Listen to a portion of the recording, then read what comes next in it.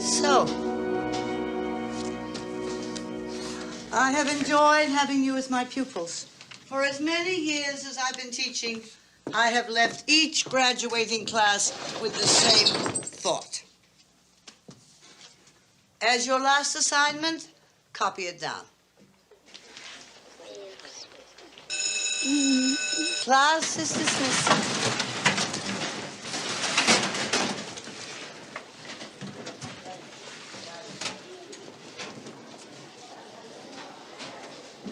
Richard?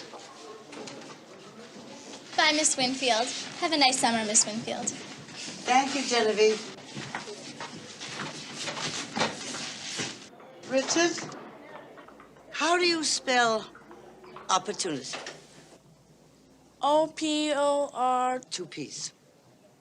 Now work on your spelling this summer and your reading.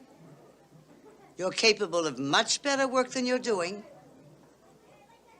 And it would please me so much if you lived up to my expectations in junior high. I'll try. No one can ask for more. On your way, Richard.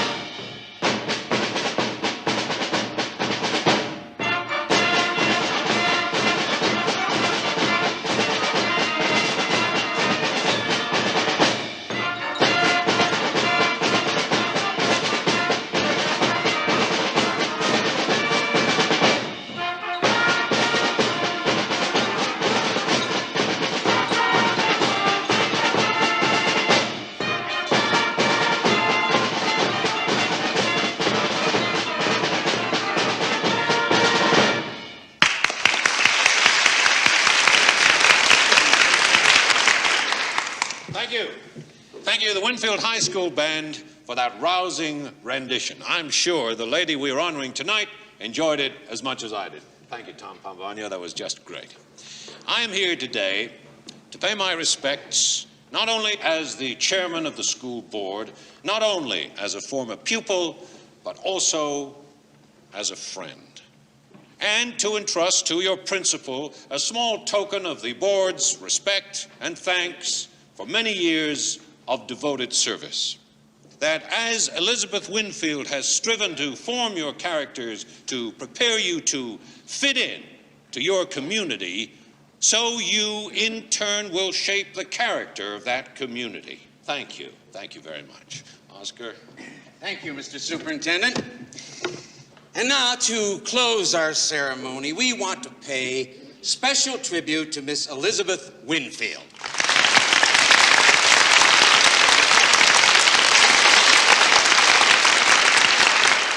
Who, as you all know, is retiring after half a century of special service to generations of her fellow citizens. Miss Winfield.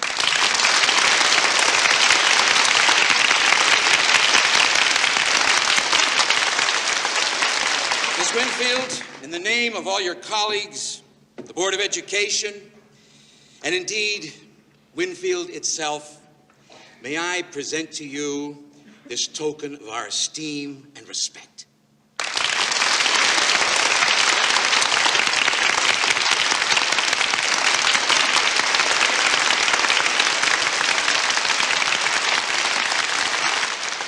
Thank you, Vernon and Oscar, for your many compliments. I have been privileged to serve so many for so long. Vernon, you described my new status incorrectly. I'm sure you know the difference between the active and the passive tense. You said, I am retiring.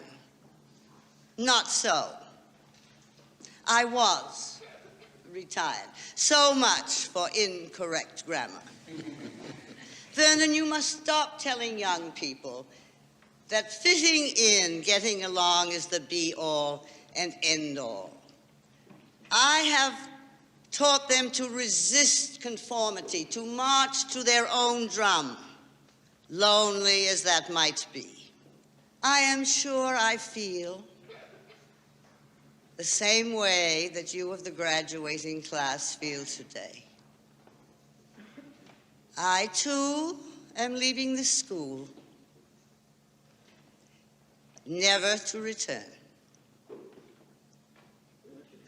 But if you forget everything I have told you, remember, the turtle never gets anywhere without sticking his neck out.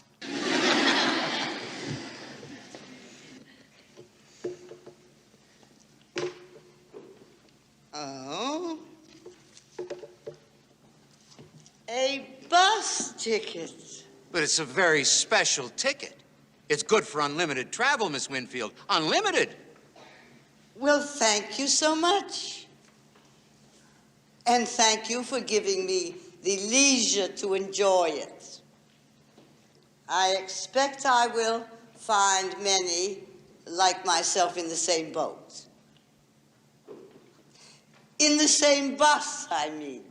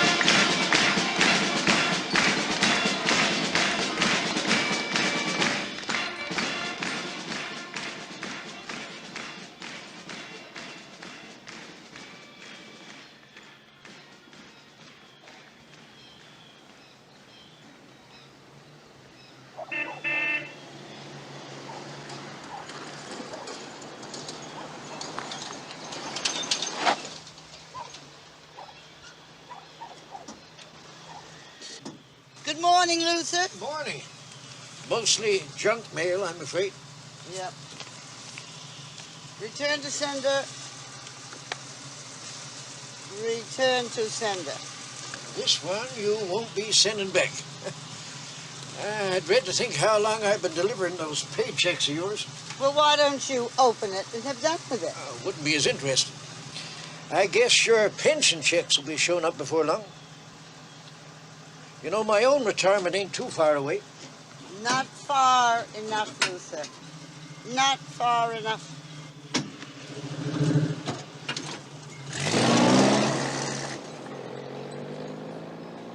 Pension checks. Vernon, Elizabeth Winfield. I'm coming to your office today at noon to go over my financial situation. Thoroughly. Have everything ready. Bye.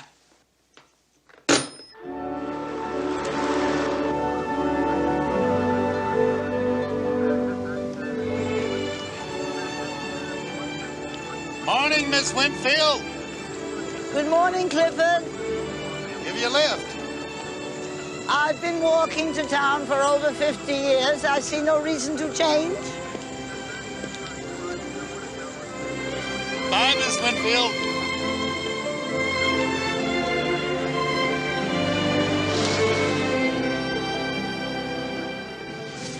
That lady's family started this town, and she's taught half the big shots their ABCs. They're still scared of her, and that includes me. She thinks she still owns this town.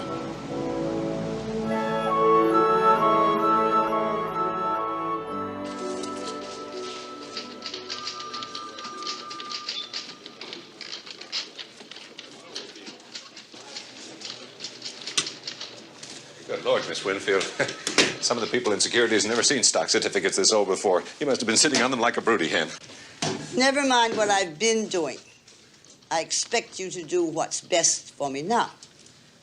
Well, if I were you, I'd sell some of them and put the money into high-interest certificates. Never. The stock's a family property. Do what you like with the dividends. But I won't sell a single share. There are some bonds here you haven't turned in yet. Your pension, Social Security. If we work back from what's coming in, maybe we can sweeten it a little, huh? Vernon, if you, as chairman of the Finance Committee, had approved our pension earlier, it might have been sweeter. Let me know to the penny what I'll have to live on. Will do. Oh, by the way, Miss Winfield, when are you going to use that bus ticket? It's a great time of year to travel. Not too many tourists about. Oh, I'm quite content, Vernon. I'm rereading the classics. Those are the books that people claim to have read and have not.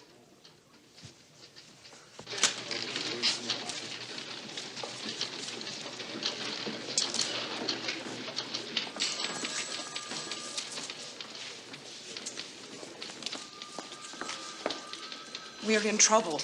I can't track down all the Winfield heirs. Yeah, that's not the only trouble we're in. Miss Elizabeth Winfield is settled in for the winter.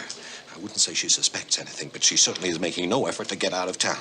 Now, I suggest you call Washington, get in touch with that boss of yours, that senator, and tell him his bus ticket idea isn't working. And a lot of other things as well.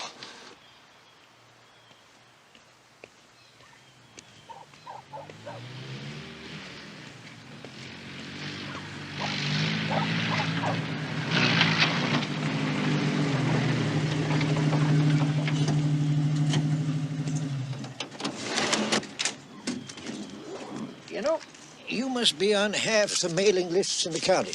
What with education this and education that. Now, this one's from your brother George's boy. And, How nice of you to keep track.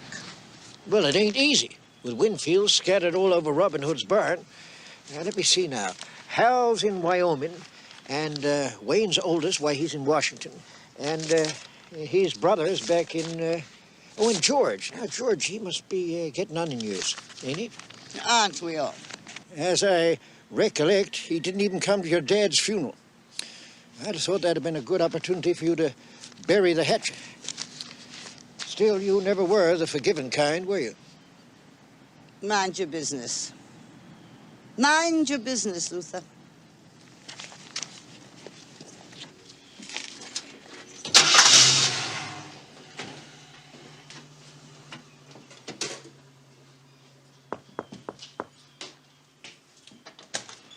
Come on in, Richard. Take off your things. How is school going? And straight A and lunch and study hall. Not bad, I guess. Well, not that isn't bad, Richard, but not good enough. What are your family's plans for Christmas? We're chartering a yacht. Cruising the Caribbean. Caribbean. Have one of my Christmas cookies. The Caribbean. How nice. For them, sure, but they're shafting me off to camp. In winter? Ski camp. Well, that sounds exciting. It's a bunch of sneaker juice. Just want to get away and be alone. I got this great flash. I never cease to wonder at the vigor of your language. I assume flash is an idea? The idea is, you talk my parents into letting me stay home and study with you. What's so terrible about ski camp? I won't have any friends. Well, then you must take along some. Come on.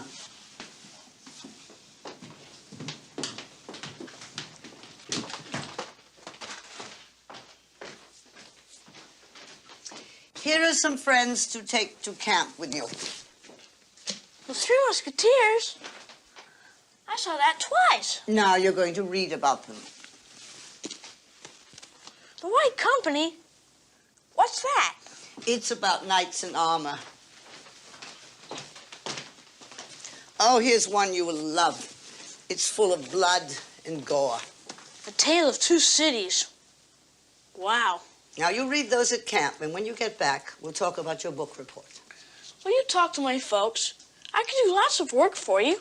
Shovel snow, bring in wood. I could even dust your books. My books don't gather dust. On your way, Richard. Richard, send me a postal card from camp. I'm sure Luther will enjoy reading it. Will do. Bye, Miss Winfield. Bye. It's a mite too cold for you to make it all the way down to the mailbox today. Hot weather or cold weather, you always bring the mail to my door on baking day. Well, this is just rubbish, but now this one is from a Lyman. Lyman, now that'd be your sister Janet's family, right?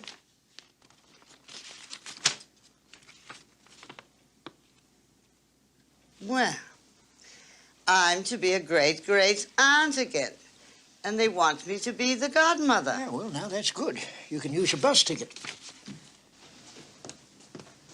Everybody seems to want me out of town.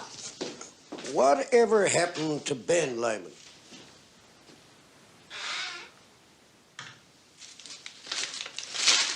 I've no idea. Now, why don't you kill two family birds with one stone and go see Brother George? Luther, old acquaintance does not give you the right to poke your nose into my affairs.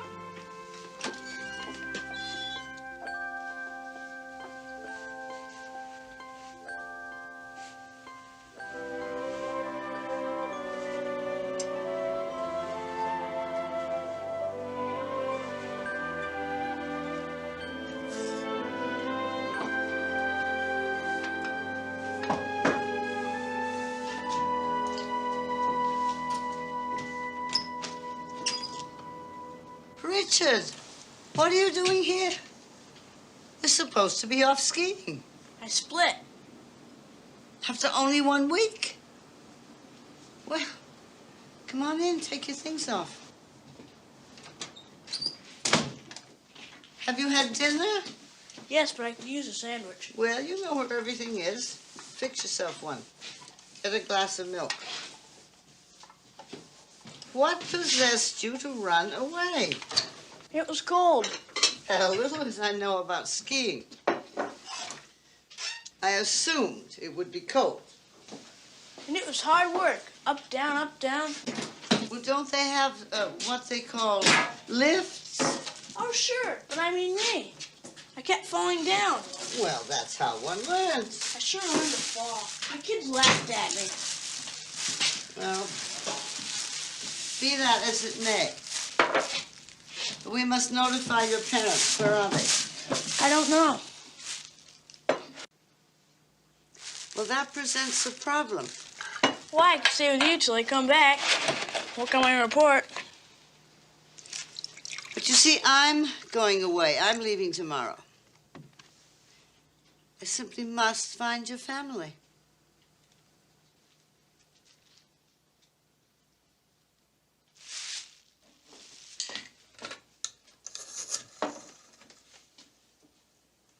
Operator, a person-to-person call to Senator Chester Winfield in Washington.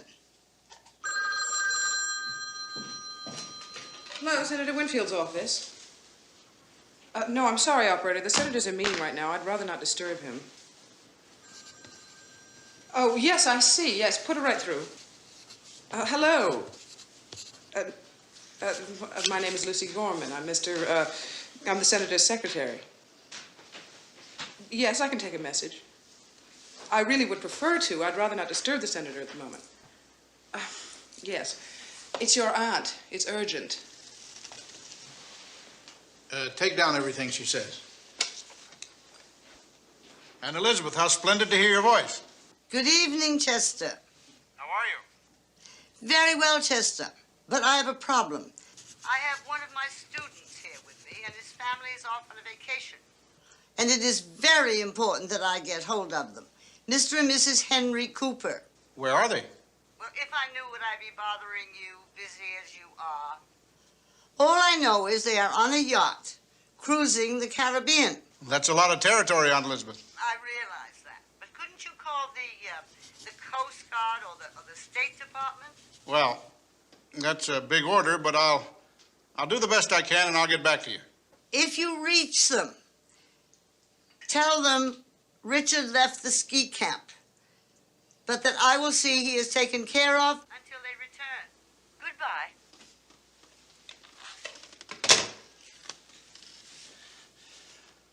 Lane, what did she want? How do I know?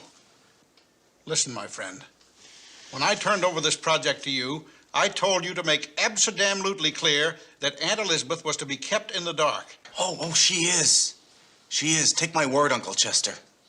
I had better. I had bloody well better. Did you get that business about some people named Cooper in a yacht? I'm getting on to the Coast Guard now. Just find them. Now, let's get back to the land.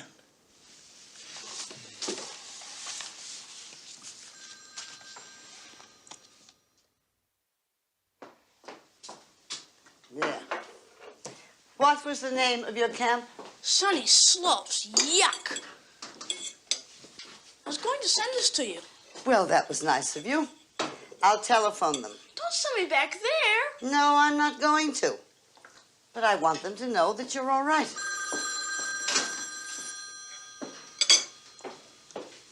Scrat Sunny Slopes. Yes? St. Kitts. Chester? The Coopers are on their way from St. Thomas to St. Kitts. I've arranged for them to get your message. Well, if you serve your constituency the way you serve your family, I might be persuaded to vote for you. Now, that's a compliment. Oh, Aunt Elizabeth, why don't you come down here with the lad? Perhaps, Chester. We're going to Arthur's for Christmas and the christening, but perhaps we'll come to Washington after that. Will I see you at the christening? No, I'm afraid not. I have to go to Brussels for a NATO meeting. But you come down anyway. We'll take good care of you. Red carpet all the way. Will Lane be at the christening? Lane? Oh, I wouldn't know. I haven't seen my nephew in a month of Sundays. My best to Arthur. Goodbye, Aunt Elizabeth. Good thinking. Good thinking. That should keep her hopping for a while. I almost made a blunder, though, and mentioned the bus ticket. Now, where were we on that Lyman inheritance? Nowhere. Then pick it up. You carry the ball in this enterprise, and this project is in your camp. May I remind you, my friend, this is not a minimum rate insurance contract you're dealing with. 6 figures. 6 figures as long as this land is there. So get off your duff and put it together. By the way, stay away from the christening.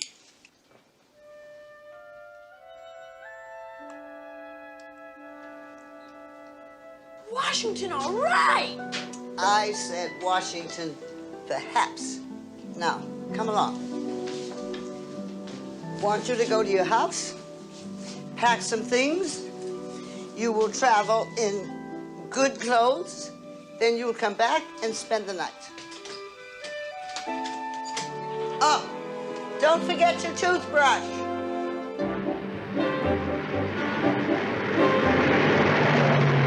Can I sit by the window? You can, but you may not until you finish that chapter. Don't talk them over until you've considered the advantages. Look at what a shopping mall will do for the old town. Look at it from the human factor. It's jobs. Jobs for Winfielders. How many kids do you know who've graduated from high school who can't get a job in their own town? College grads, our brightest, our best, moving away because... Well, I don't have to beat that into the ground. Okay, let's look at it from the economic point of view. It's self-financing. We don't have to float a bond issue because private funds are coming into this town for the first time in years. Services. The corporation is putting in its own roads, its own sewers, its own security system. We won't have to buy a single solitary patrol car. Services completely off the tax roll. How about fire protection? I'm glad you asked me that, Jerry. Yeah, we are going to have to give them all fire protection. But look, for 10 years running now, you've turned down the idea of a new firehouse, and we need one. But the corporation will kick in for a new pumper, and the taxes they pay will help build a new firehouse, and we still come out ahead. Okay, taxes. Would you hand these out? You can all read, and you can all count. Here they are, in black and white. Projections of annual tax payments for franchise malls already in existence. Taxes, my friends. Just look at the drop in mill rates alone. Need I say more? Except for the Except simple... what? That Winfield has always... The motto of this town has always been grow or go. We haven't grown in 20 years. Rezone. Grow. We can turn this town around. You've left something out, Vernon. Elizabeth Winfield. We're still a quorum, aren't we? Who's this we're going to see? My sister Janet's grandson and his young wife, Arthur and Susan. Miss Winfield, why didn't you ever get married? Richard, finish the chapter.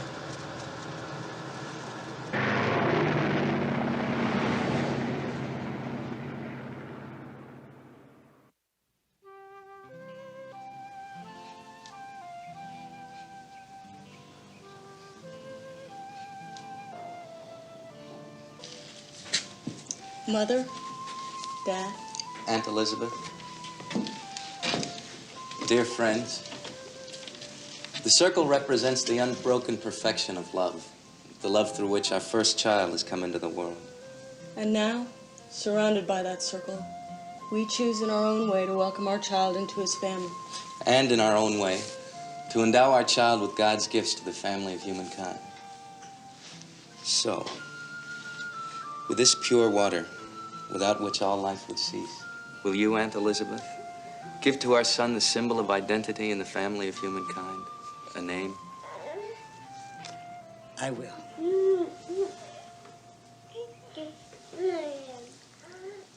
I, Elizabeth Winfield, christen thee Winfield Lyman.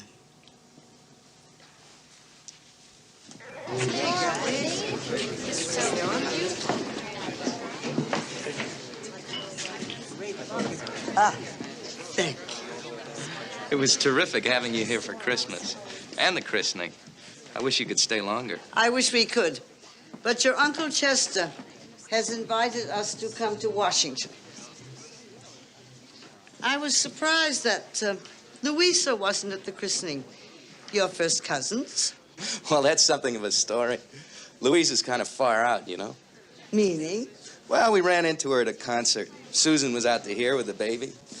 I don't know, for some reason, Louisa needled her.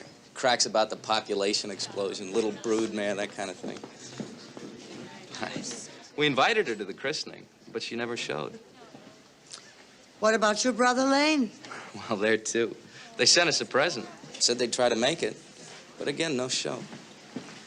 I'm curious about Lane. Aunt Elizabeth, I'm not one to carry tales. You hear things, but thank you. You don't necessarily have to repeat them, okay? Call Uncle Chester for me, will you? Sure. And tell him that we're coming.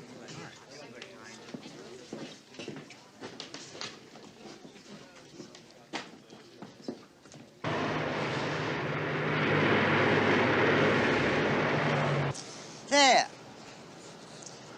My sister Janet married Ben Lyman. They had twins, Edward and Emma. Edward had two sons, Lane and Arthur. Emma married Philip King. They had a daughter, Louisa. And that's who we're going to visit now, Louisa. Why don't we go see them all? My young friend, a little family goes a long way.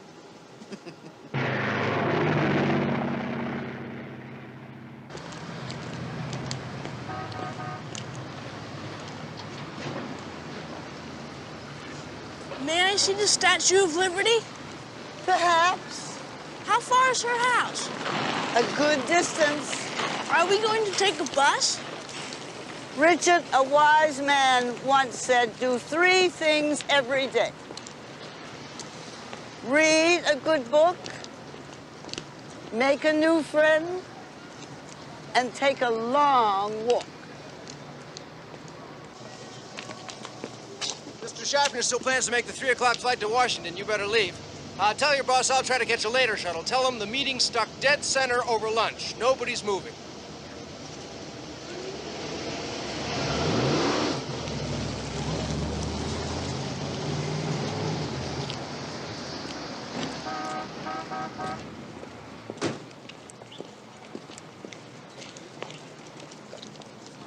It is better to lose on your own terms than to win on anybody else's.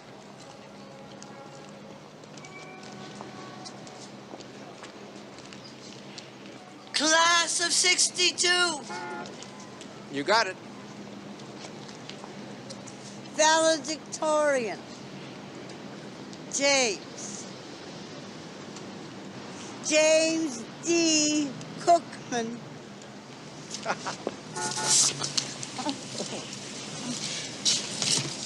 And this is Richard Cooper, this year's class, not valedictorian. Hi, how are you? Nice to meet you. Well, what are you doing in this neck of the woods? Walking. We're on our way to see my niece, Louisa. But what about you? Do you live in New York? No, no such luck. I live in Washington. I'm here on business. We're going to Washington to see my nephew, Chester. He's a senator. Oh, great. You call me when you get there. I'll take you out to lunch. I'd like that. All right. Now, a good friend of mine is the assistant curator of the Space Museum. You call me, and I'll set the kid up here for the grand tour. Oh. Attorney at law. I am impressed. Yeah, well, don't be. Things aren't what they seem. First day of class, you still ask everybody what they want to be when they grow up? Yep. You remember what I said? I do. A justice of the Supreme Court. That's right. Closest I've ever come to that is clerking for one. Never mind, we'll talk about that when we have our luncheon date. Now, you better call me, and I'll stick the FBI on you. I will. All Goodbye. right. I'll see you soon. Happy walking, kid. Yeah. All right.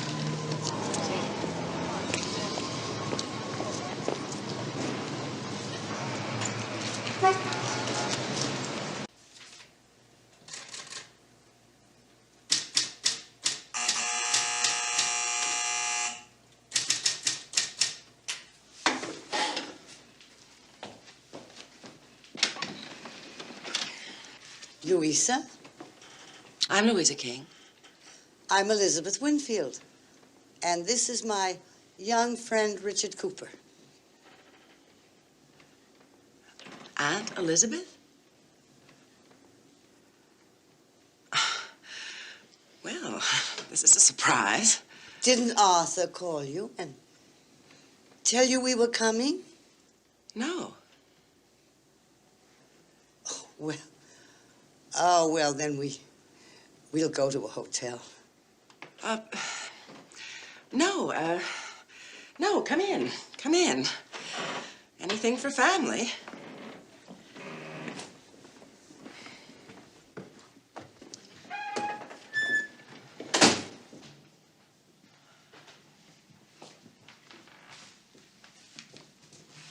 Oh, wow.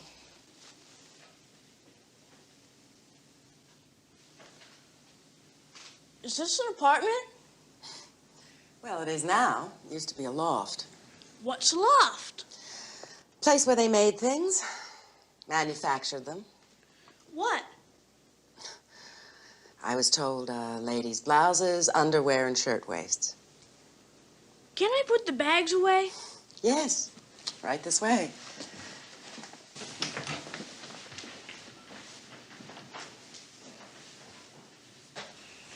Another glass, Aunt Elizabeth? No, thank you. Miss King, may I watch the ball game? Oh, sure. There's a television in the sleeping loft around the corner.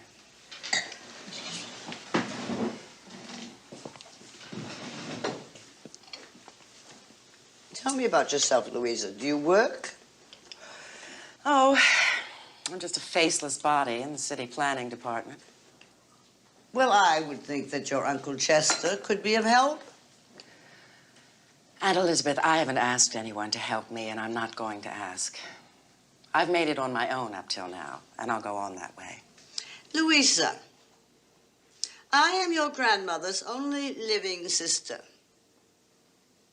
Does that mean something to you?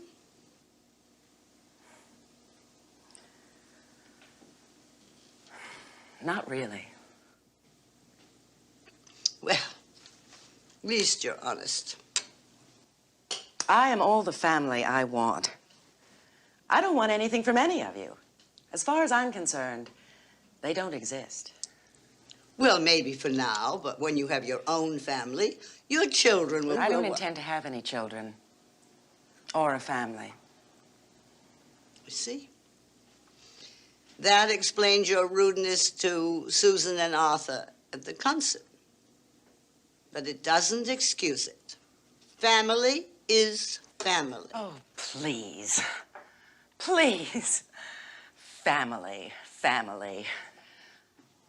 Christmas cards, birth announcements, and funerals. That's all the family amounts to. And I'm just as happy to keep it that way. Aunt Elizabeth, I am my own woman. And for you, of all people, to preach family, it's just... Well, let's just not discuss it. My grandma's only sister.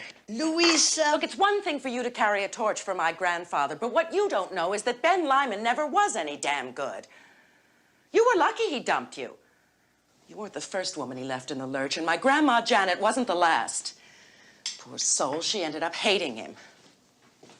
I don't believe it. Oh, the whole family knew it. I don't want to hear any more. Oh, of course not. You'd rather cling to your girlhood love affair, your lifelong dream of what might have been. Well, if you'd come off your high horse and forgiven my grandma, if you'd just talked to her, if you practiced then what you preach now and been family, then you'd know what he really was. You'd be a lot better off today. When my mother died, I was 18 and I split. It's been that way ever since. Alone? You bet. When you were jilted, you had no place to run to. It was either marriage or take up stenography or teaching. Well, the world is a very different place today, my dear aunt. I can do anything, I can go anywhere, I can be whatever I choose to be, with no fantasies about marriage and happily ever after. But if what you say about Ben is true... It's true. My own mother told me the only good thing he ever did in his life was to disappear. Then why did my sister marry him? I guess she wanted him then. But even so, it wasn't completely her fault. Or Ben's. At least that's what I heard. What did you hear? Why don't you ask your brother George? Or aren't you speaking to him either? Some family. Louisa, you're wrong to say I had no choice. I chose to live by myself, but not for myself, as you do. I've had more children than you can count. I have helped form their minds, shape their lives. And I respect that. But it doesn't give you the right to shape my life. If you want someone to play God to, why don't you look up my cousin Lane? There's a real prize package. Every year I get some awful gimmick in the mail, some new business he's into. This year it was a calendar. Now he's in the insurance business. Louisa, I didn't come here to criticize you. And I don't mean to shout at you, Aunt Elizabeth. I just don't like wallowing around in family sentiment. Young lady, Woman. Woman. I stand corrected. A lady never shouts. Oh, boy. It's easy to see who I take after. Is that a compliment?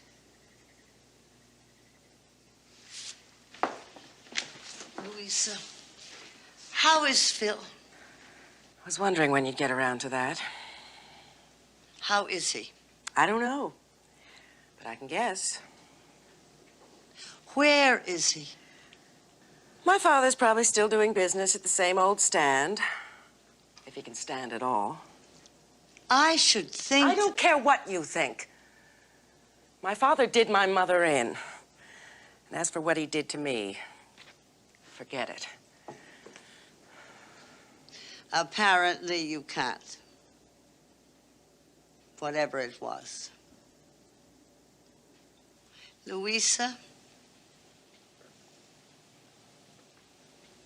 Yes. We are alike.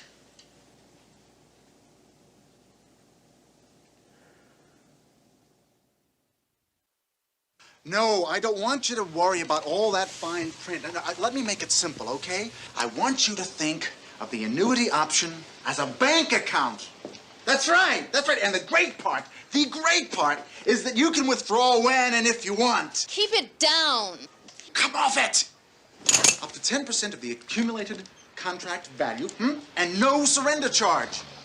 Of course you can. I want you to talk to your lawyer, and he'll tell you it's the right thing. Believe me, I wouldn't stick you with something that I wouldn't do for my own loved ones. Anytime.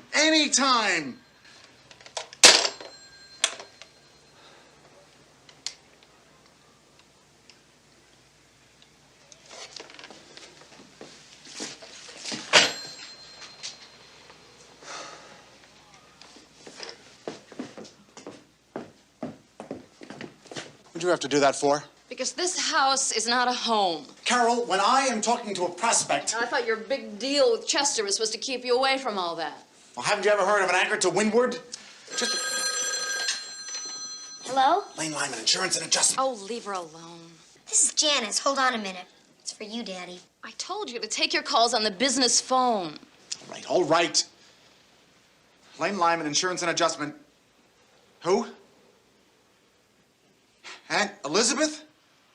Well, oh, well, what a wonderful surprise. Well, of course we would love to see you, yeah. No, nonsense, no. There's plenty of room here. No, you'll stay right with us. It'll be marvelous. Yeah, marvelous to see you. When are you coming? Huh, yeah, right. Okay, we'll be expecting you, yeah. Goodbye.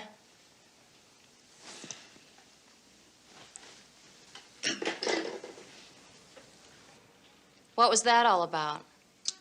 My father's aunt is your grandmother's sister, honey.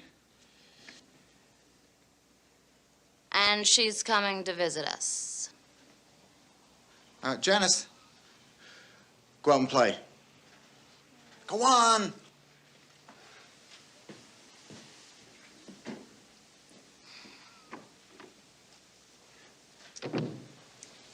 First, we can't go to the christening because Uncle Chester says to keep away from this Aunt Elizabeth. And now you turn around and you invite her over here. I don't understand you. I really don't understand at all. She invited herself. What do you want me to do? Turn her away? Oh, she can move in for all I care.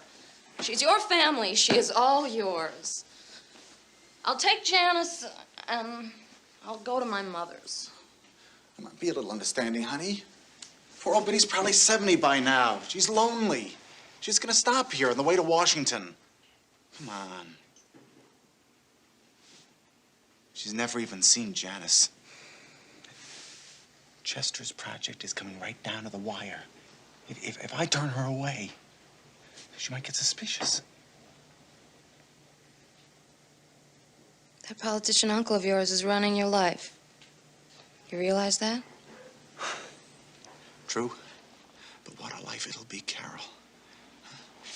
If the deal goes through, I get to write the insurance. It could be a whole new start. Think of that. No more scratching for prospects. No more buttering up policyholders. What do you use on your uncle? Margarine? Whatever it takes. You're such a fake. Here we are. All ready for you to serve. Thank you, honey bun. Thank you.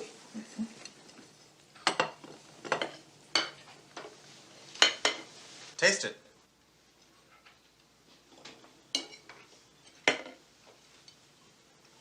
For $64,000, Aunt Elizabeth? What is it?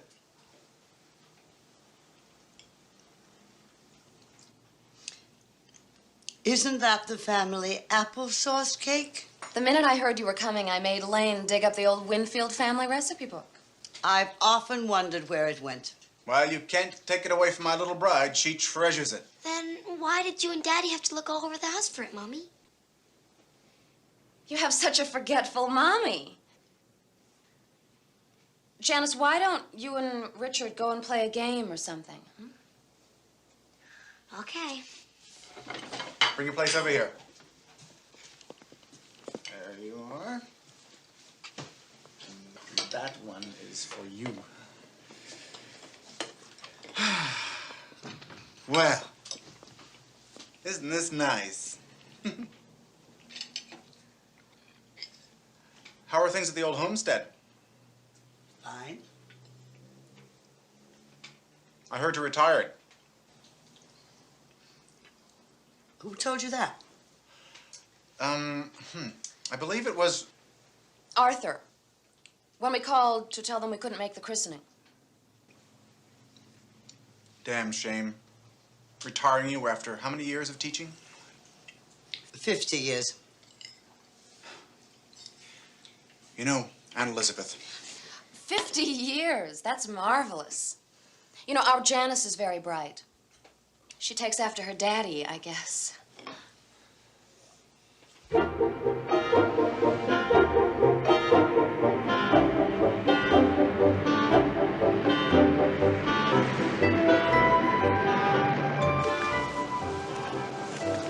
you like to read this?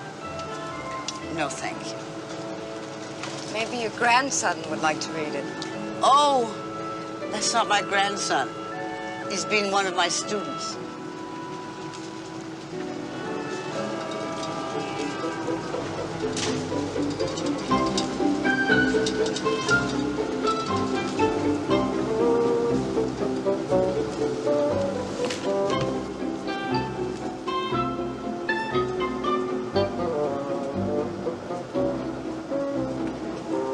Hi. Hi.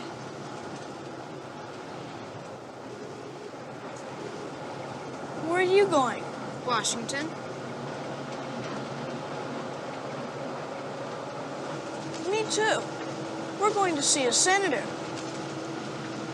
You and your grandmother? That's not my grandmother. That's my teacher.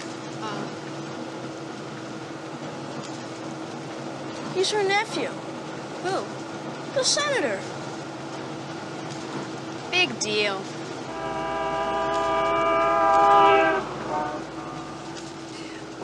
way to Washington to visit my nephew. That's nice. He's a senator. Senator? Which one? Chester Winfield. That one I don't know, but I'd like to meet him. Oh? You're interested in government? No, just senators.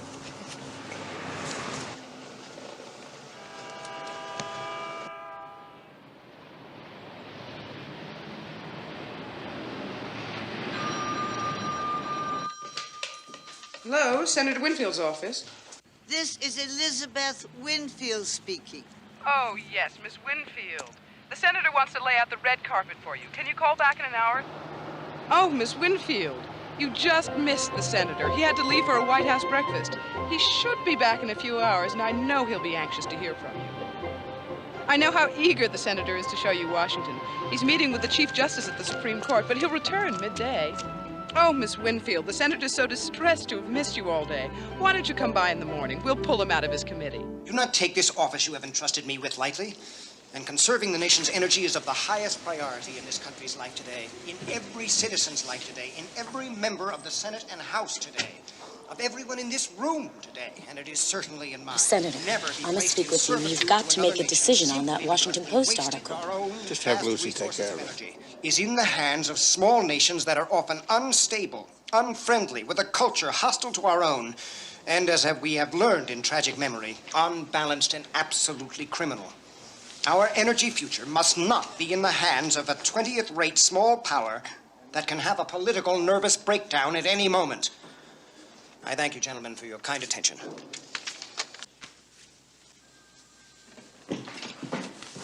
Well, it's very nice to meet you, Richard. Come see me anytime.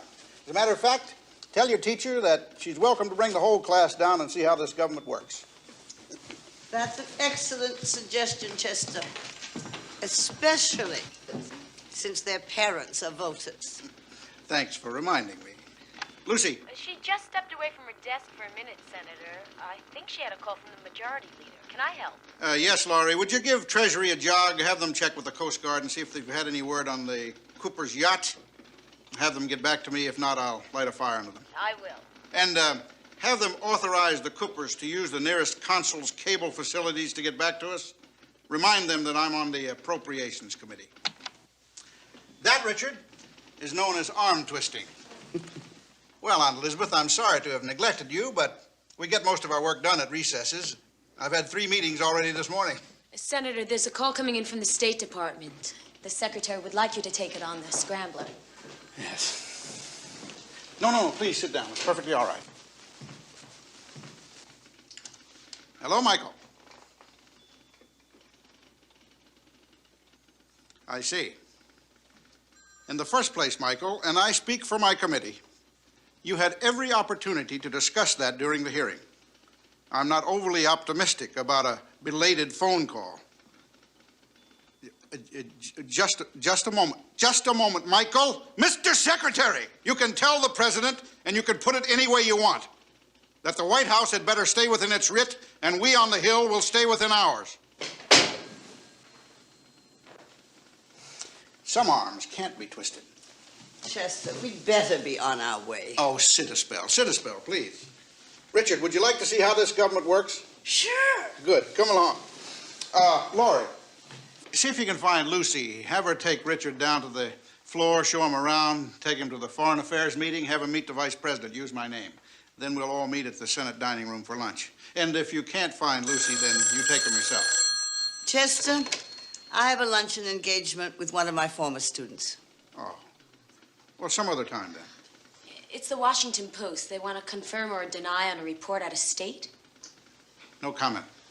Senator Winfield's unavailable for comment. That, Richard, is known as a leak.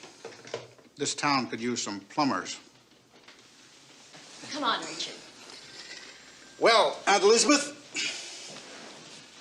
you've been making the family rounds. I've been remiss. I haven't seen most of them in a dog's age. Not even Grover? Not even my own brother. I should. How is he? Well, you know Grover. He takes life as it comes. He's chipper as a lark. You and I can count our blessings, Aunt Elizabeth. I disagree with your politics, Chester, but you're a good brother. Least I can do. Well, are you going to visit Uncle George? How is your family?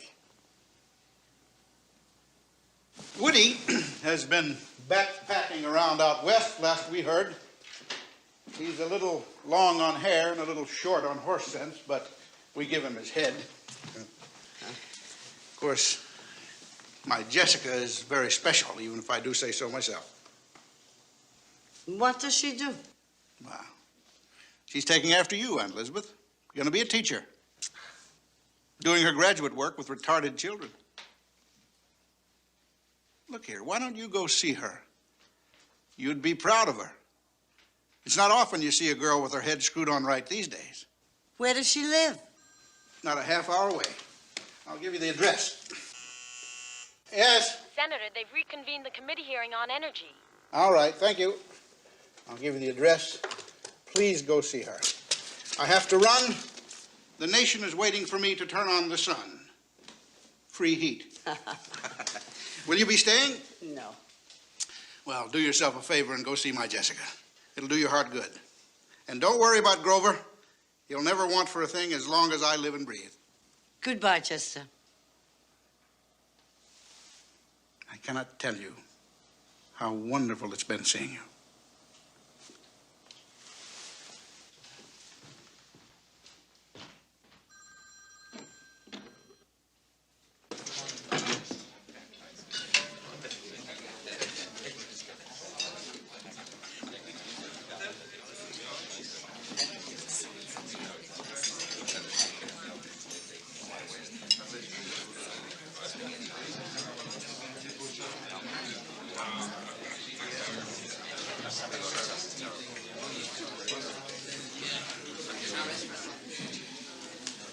Cookman table. Cookman table.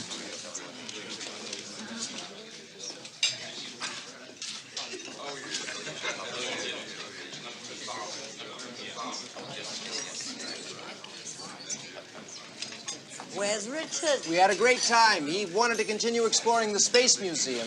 We're just across the street. He'll come over and join us later. Good kid. As Mark Twain said, he'll do to run the river with. You sure it's no bother to drive him home? No, I don't mind. I haven't seen the old town in years. Well, nothing really changes. People come and go, and the rest of us stay the same. Still us and them, huh? Ungrammatical, but true. I wish I never left. Cocktail? Would you like a drink? No, thank you. No, a double scotch, neat.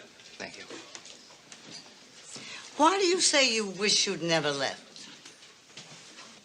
Well, maybe it's your fault. Maybe I took your teaching too seriously. And I had my roadmap all laid out. College, law school, fight the good fight, conquer the world on my own terms. Well, I've hit a dead end. I'm not a lawyer. I'm a cog in the lobbying machinery. And that was my fault? Well, who introduced me to the wrong heroes? Thoreau, Cyrano, Don Quixote. Who wrote in my autograph book, break a lance for an ideal?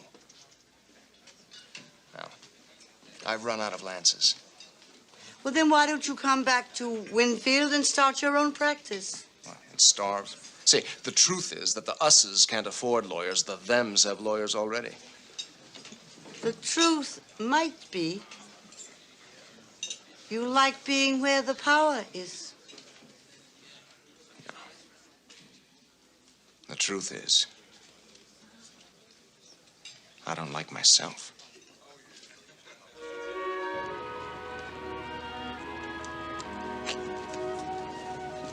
I'll get the car. Meet you in the front. Right.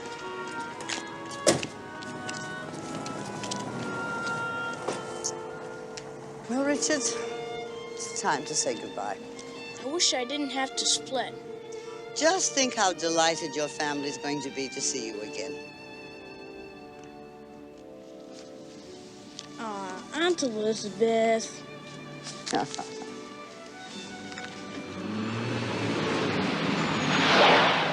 Time to go.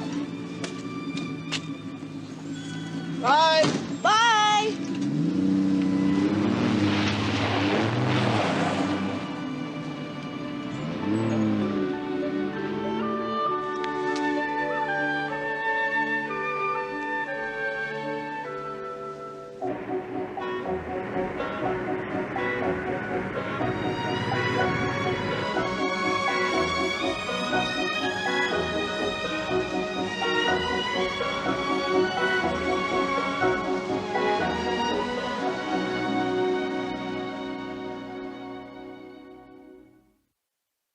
Now, as far as the town is concerned, everything's go, except for the planning and zoning board.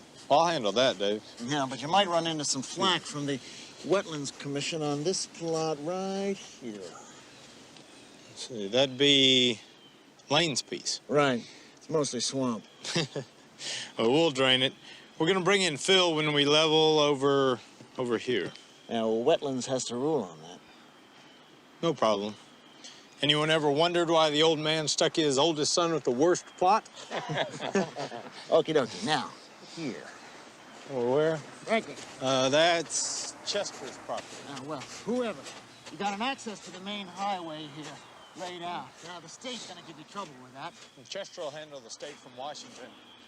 But I see no real problem. The basic design is flexible. I'll check it out before the board meeting. Gonna take out that big old maple?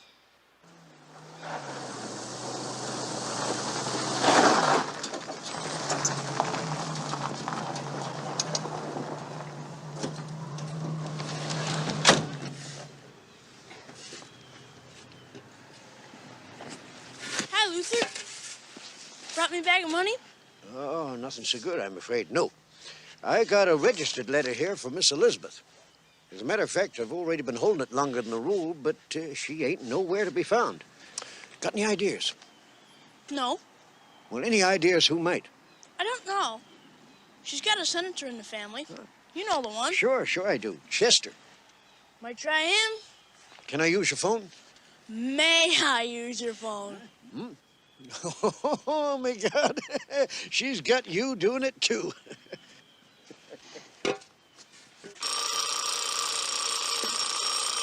There's always a lot of pork in these budgets. Where do they hide it?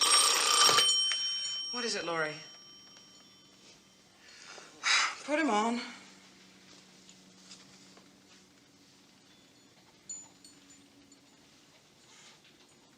Hold on a moment, please. It's from Winfield. Someone named Fry. Says he's a registered letter for Miss Elizabeth. What? Letter from whom? Didn't say. Some kind of town business. I just thought that maybe we ought... Just tell him I have no idea where she is, and if I did, I probably wouldn't tell him. Or something close to that. Exactly. Mr. Fry, the senator's extremely sorry. He can't help you. If he does find out, he will call.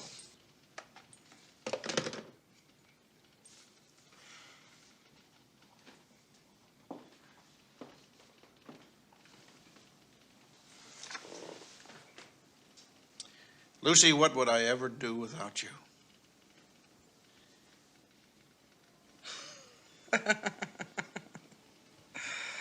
Oh, you'll always get along. On what you can steal from blind men's cups. All right. Chester, has it occurred to you that you and I are rapidly approaching the point of no return? Oh, what's more, Dolly knows. Your wife's not stupid. I know she knows.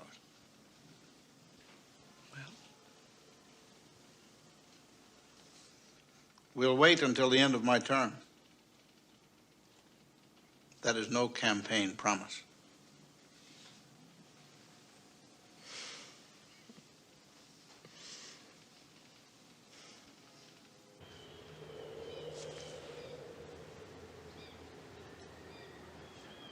Why don't you steam it open? You're the ones holding it. Hey, you trying to get me thrown in jail? You know, if I thought it would help Elizabeth, why, I'd surely be tempted to chance it. Planning and zoning. Planning and zoning. I don't know, Sonny. I got to smell something's going on here. I got a feeling that someone's trying to put one over on Elizabeth, and there she is, gallivanting around the country on her bus like there's no tomorrow. Sorry about all those stairs. You all right? All right, we're right here. Now, you'll have to forgive us. We're a little bit of a mess because we've been painting, so we don't quite have it together yet. But... When she comes... Oops.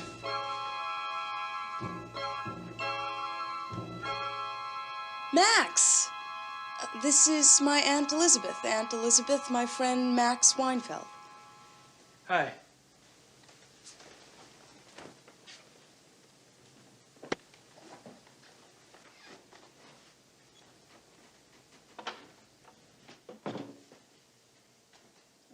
Oh, if you could see your face. Does your father know about your friends? Not if he insisted on your coming to see me. Unless the senator figured you could talk me out of living in sin. Never underestimate a politician, Aunt Elizabeth. But it doesn't matter to me one way or the other. It's my life. And we get along just fine. We like each other a lot. Then why don't you get married? We might. Once I get my degree and Max gets established and we decide to have children. Hey, it's your turn to do dinner. Sorry, love. The switch rotation on me. See you later, Aunt Elizabeth.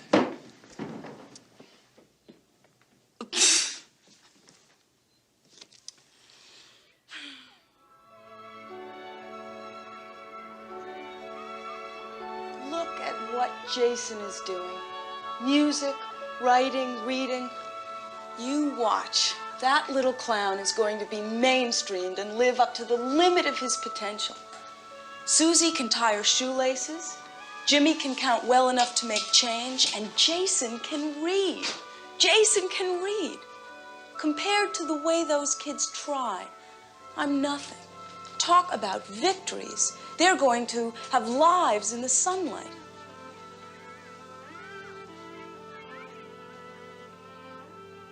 Penny for your thoughts. Your Uncle Grover. Grover. Can you imagine where he'd be if he'd had the chance? Your father said he's very well. My father believes what he wants to believe. Let me show you something. I got a Christmas card from Grover. He's miserable.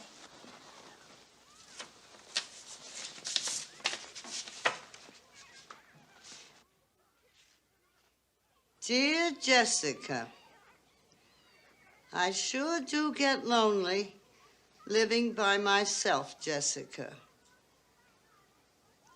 A person don't have anybody to visit with. I sure do miss Mama and Papa. I hope you have a nice Christmas and a happy New Year. Lord bless this poor soul, Grover Winfield.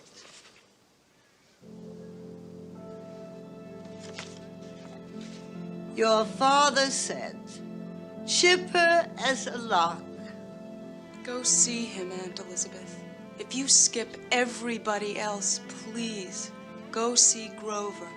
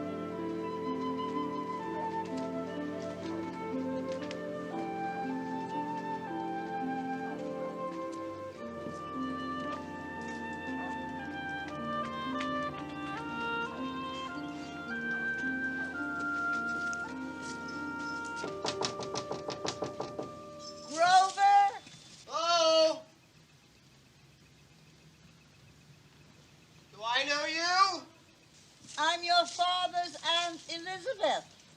Elizabeth Winfield.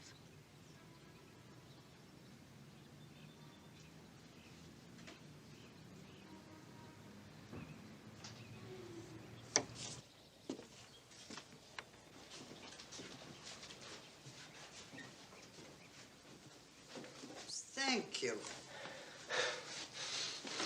What do you do with yourself, Grover? Well,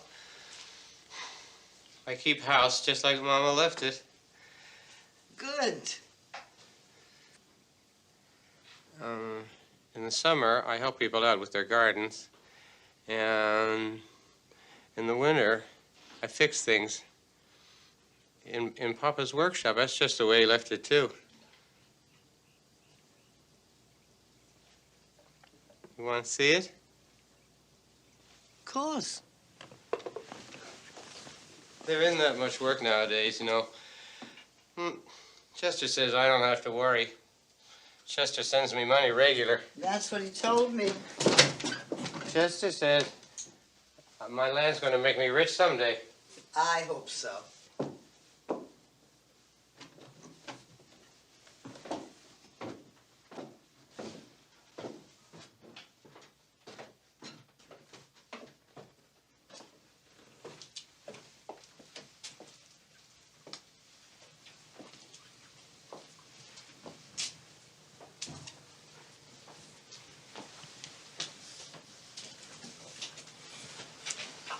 That's nice workmanship, Grover. Papa told me. Papa said he's good with my hands. All the Winfields were. Did you know that much of the family fortune came from the Winfield chair factory? Uncle George told me that once. Oh, yes, the Winfield rocker was famous. Not a nail in it, only pegged and glued. Well, that's the way Papa taught me. And his father before him. Look. GWW. George William Winfield. Is that Uncle George? Oh, I like him. He always been real nice to me. No, that was my father. He must have handed it down to your father. Poor Uncle George, I hear he's been awful sick. He won't come see me anymore. Oh, he must never put a blade down on his blade. I'm sorry.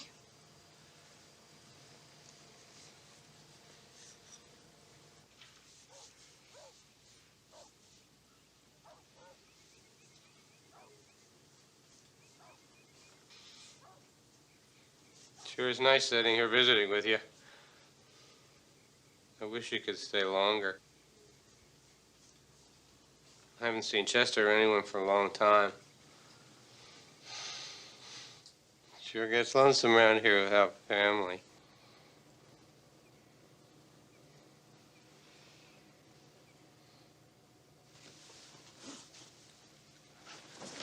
That's Alice in Wonderland. You ever read that? Oh, yes, it's one of my favorites. Mine too. I read it 1,000,000 times. Down the rabbit hole. Alice was beginning to get very tired of sitting by her sister on the bank and having nothing to do. My favorite part is where she gets bigger and littler. Where'd you learn to read? Mama taught me. Of course, there's lots I can't spell out. Mama used to read the hard parts to me.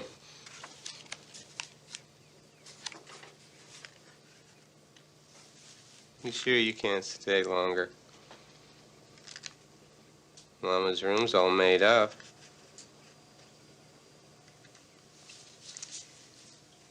Very well, Grover. I'll stay overnight.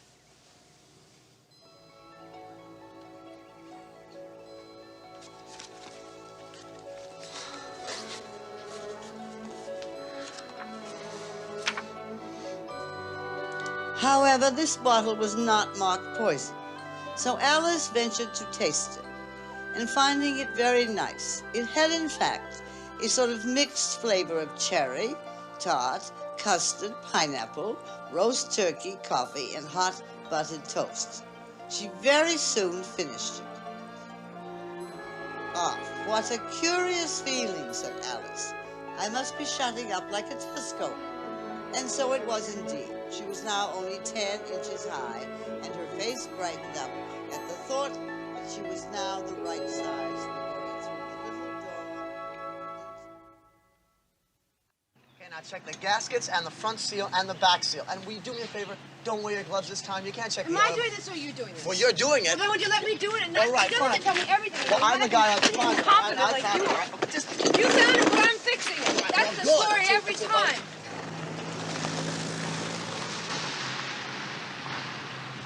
I'm trying it. What's wrong? Oh, damn.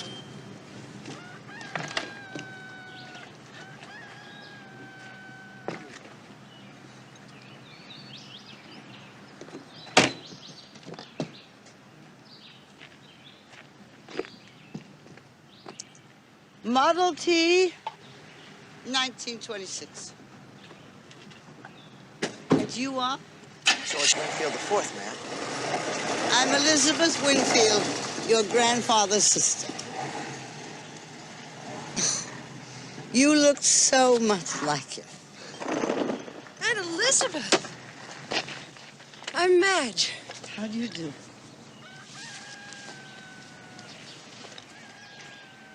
Two, three, four. George 2, George 3, and George 4. What a beauty. She must have been quite a lady in her day. Do you like cars? That's vintage. Yes. George, Madge, come on, soup's on. Wash your hands.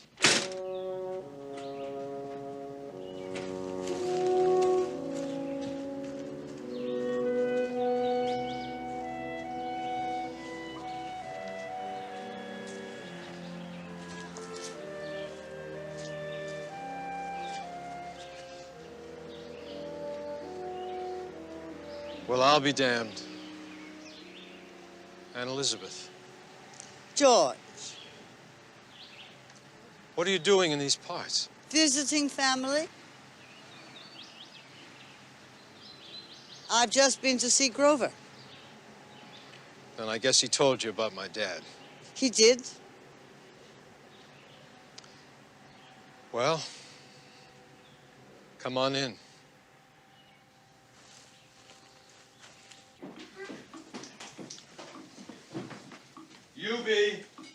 Yubi! Dinner's on the table. Yubi, have I got a surprise for you? Don't tell me you picked up another Model A in a basket. No, ma'am. Better than that. Got another Winfield for dinner. This is Dad's little sister, Elizabeth. Aunt Elizabeth. Oh, we've heard so much about you. It's just lovely to meet you. Finally. How long can you stay? We got loads of room.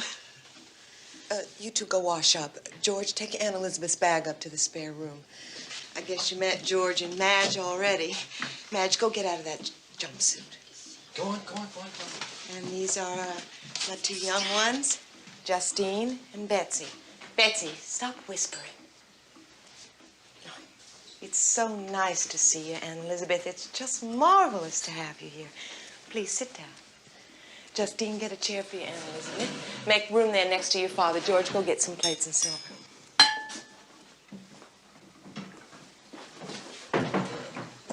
Thank you. Please excuse the everyday china. Hello. Betsy wants to know if you're the one who sat on the eggs. Hey, who says you could wear my shirt? Quiet.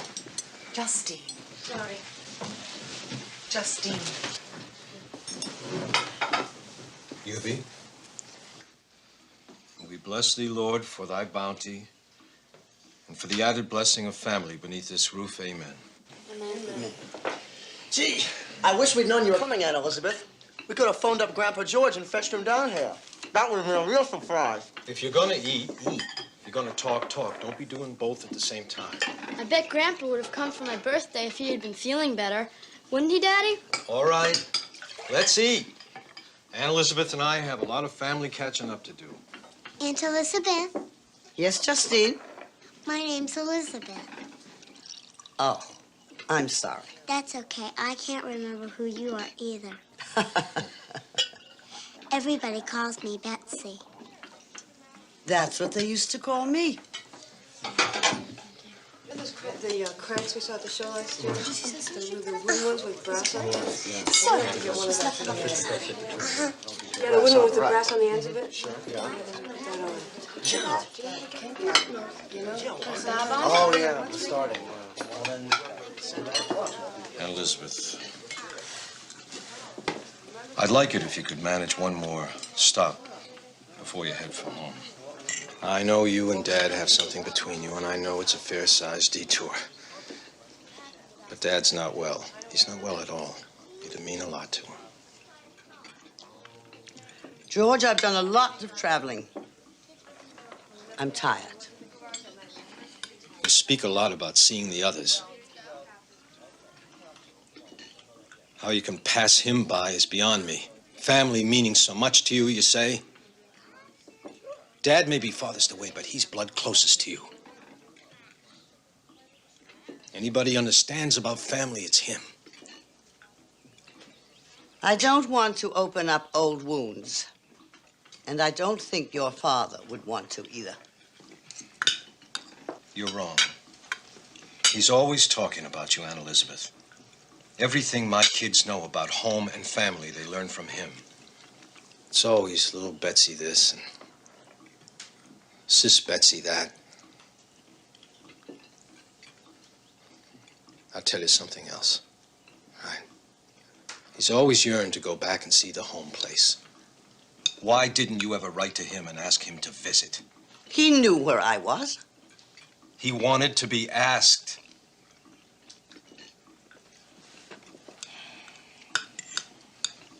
Ma'am, we're practically strangers, you and me.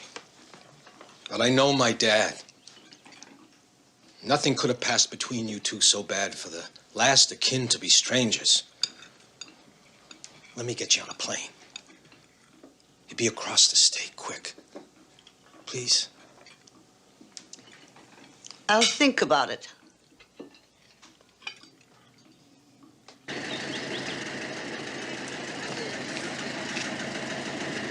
it or not, this thing works better than George's new one. I'm sure it does, goodbye. Wonderful goodbye, George. Goodbye.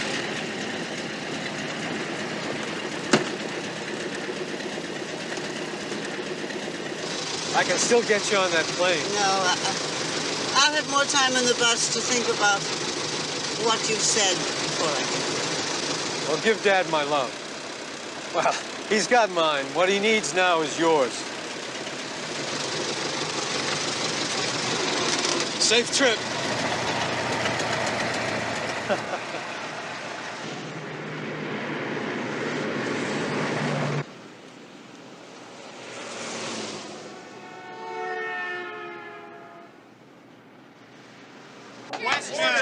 Why don't you sit down? Now you can bang that thing till the handle comes off, but I'm going to be hurt. Winfield started this town. Winfield's made this town. And Elizabeth Winfield deserves a say in what's going to happen to it. Luther, you're out of order, and the question has been called. I'm not against them all. Why should I be? No skin off my teeth if you build on Winfield's end. Matter of fact, round about the time it's done, why, I'll be retired. I'll be looking for work. And it could be the more will make the difference to me between eating and scratching.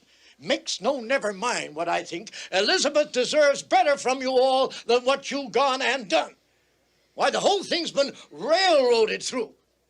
And you ought to have done it without her having a say. Luther, you're out of order.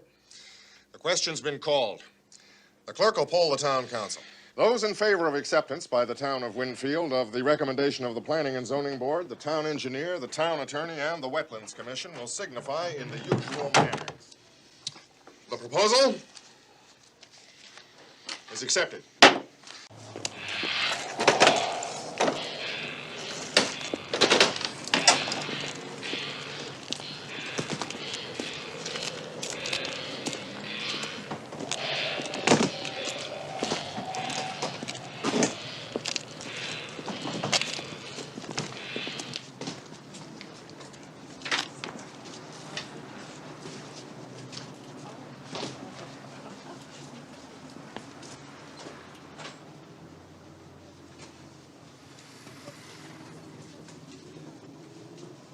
George,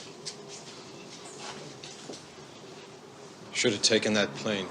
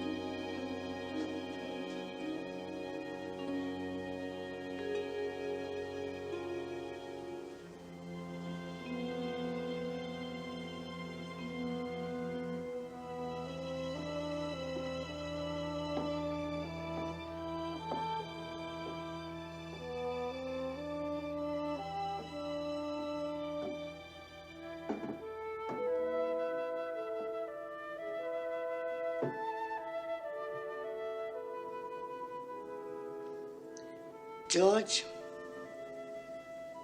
it's Betsy.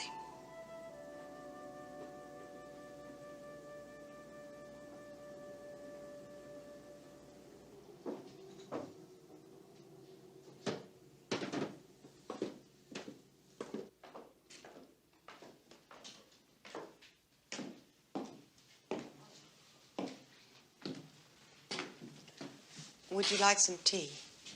I'd like that, Yubi. What arrangements have you made? Well, we left in such a hurry, we didn't have time to make many calls. Except Chester. I thought we'd have a simple ceremony, service right here. Yubi's family asked if we wanted to bury Dad in their family plot, but I don't know. I've always held for burying Dad back our way. Make things much simpler. I'd like to keep him close by. No. Nope. George must be buried in Winfield with Mama and Papa and the rest of the family. I'm sure Dad would have wanted it that way. Thank you. Did you really sit on the eggs? Heavens, that was so long ago. I was about 3.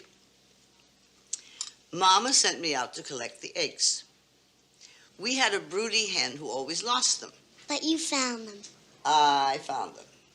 And I asked my brother George if I could grow them into chicks. And he said I could if I hatched them myself. So I sat on the eggs. What a mess. Oh, what a mess. But I never told on my brother George.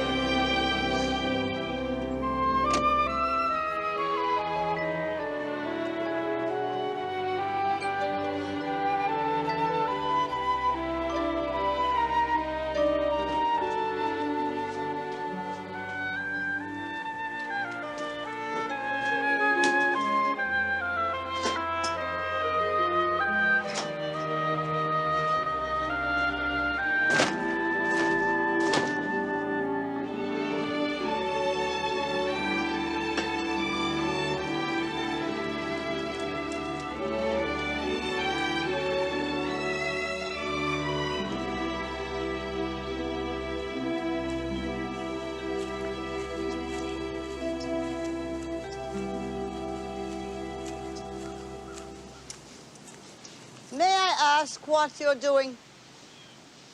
Shooting a line, lady. Just shooting a line. Are you aware you're on private property? All I know is I got a survey to do. For what? It's gonna be a shopping mall out here.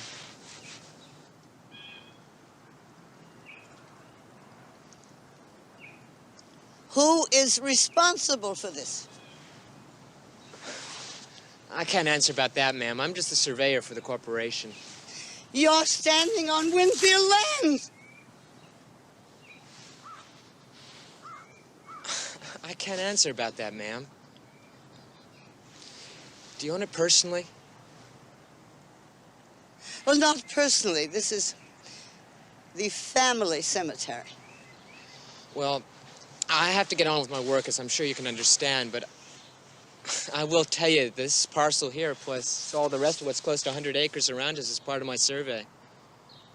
Leaving out the house there and a few acres around it. My few acres. If you say so. And the rest is Winfield land. At one time, maybe. This whole area has been rezoned commercial. It's unlikely we'd be here if the shopping mall corporation didn't have clear title. I see. Well, thank you very much for the information.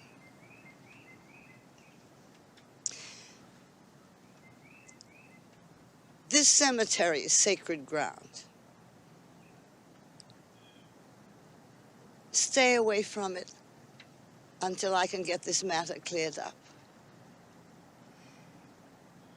My name is Winfield. Elizabeth Winfield. Well, mine's Tommy O'Donnell. We'll be careful, Miss Winfield. Thank you.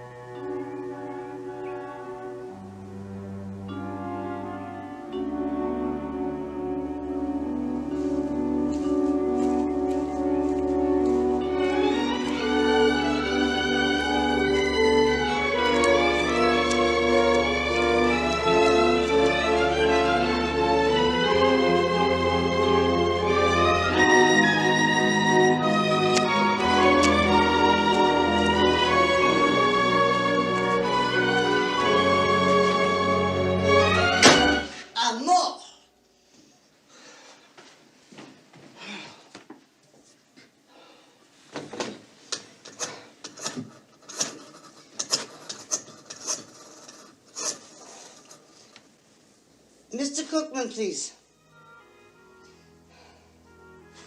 James, this is Elizabeth Winfield. How would you like to take on a case you can't possibly win? When I was away, they're going to use all the Winfield land for a home. The council.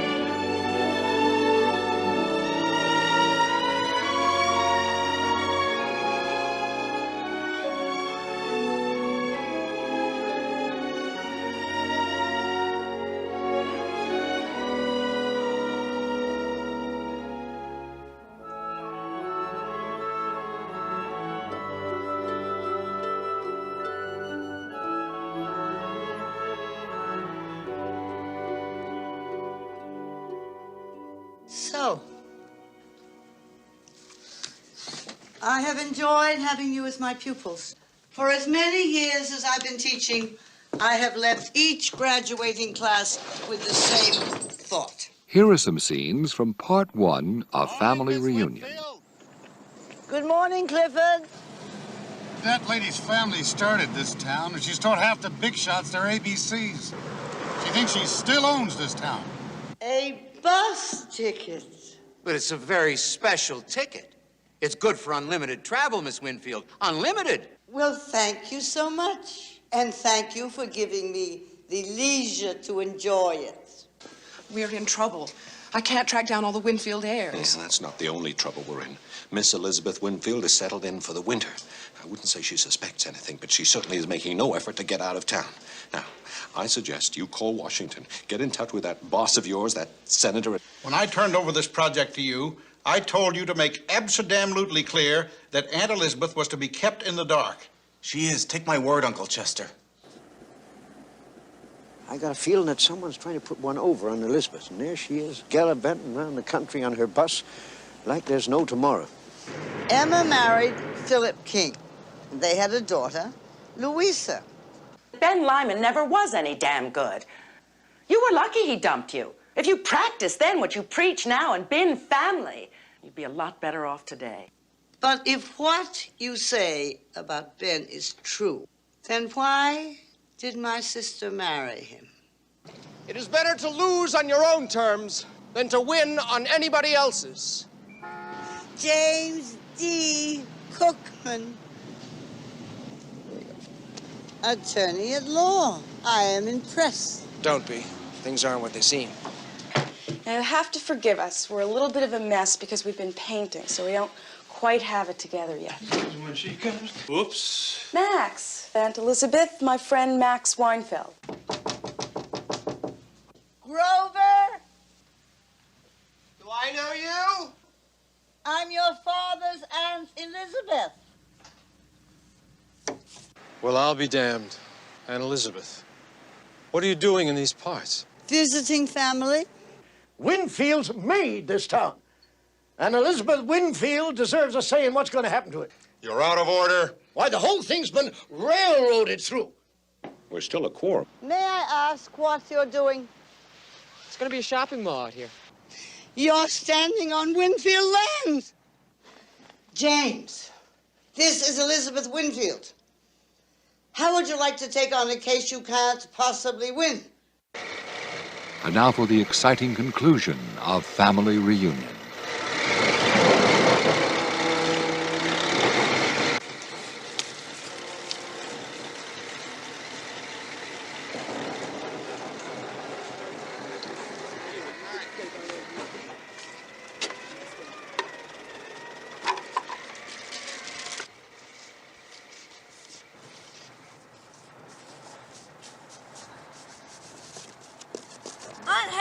Aunt Hattie who? Was she a Winfield?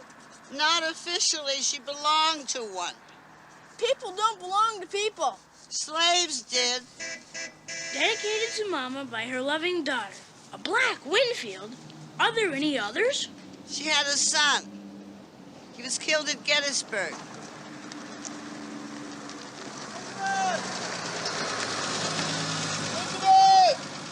James! Come on, Richard. Miss Elizabeth! Richard! Hi, Richard. Hello, Mr. Cookman. How are you? Well, made it. Complete with Rosinante, shield, and lance. Who's Rosinante? That's Don Quixote's horse. Oh. Well, it's nice of you to let me stay here, Miss Elizabeth. It's good of you to come. Well, how could I afford not to? It's not every lawyer who gets a chance to fight a case he can't possibly win. Are you going to help us fight them all? Well, that's what it says here. Now, come on, Richard. Give me a hand with these 2 bags. I'll take the rest. 1, 2. James, you're going to have to go into town immediately. Well, I don't have time for a drink first? No, it'll have to wait. The town office is closed at noon on Saturday. All right. You better go. Dinner's at 6. I'll see you later. I'll remember. Onward!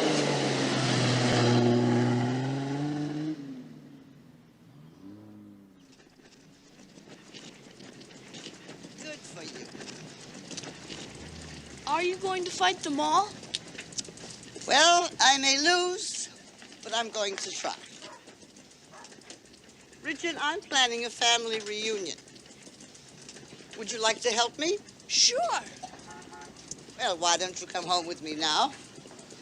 and we'll talk about the reunion. I got a great idea. I'll make a stop and see you later.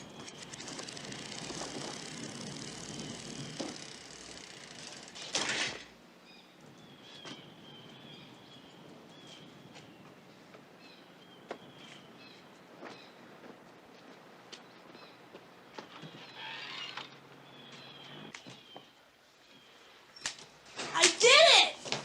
What have you done? Talk about bargains. I got the whole 200 for $1. Mrs. Hammersley gave me a special price. I don't wonder. Isn't that a great color? It's called puce. Now, let's get started with the mail. How's the invitation coming? It's pretty well finished. Did you use any of my ideas? Some. Now, listen. You are cordially invited to attend the reunion of the Winfield family on Founder's Day.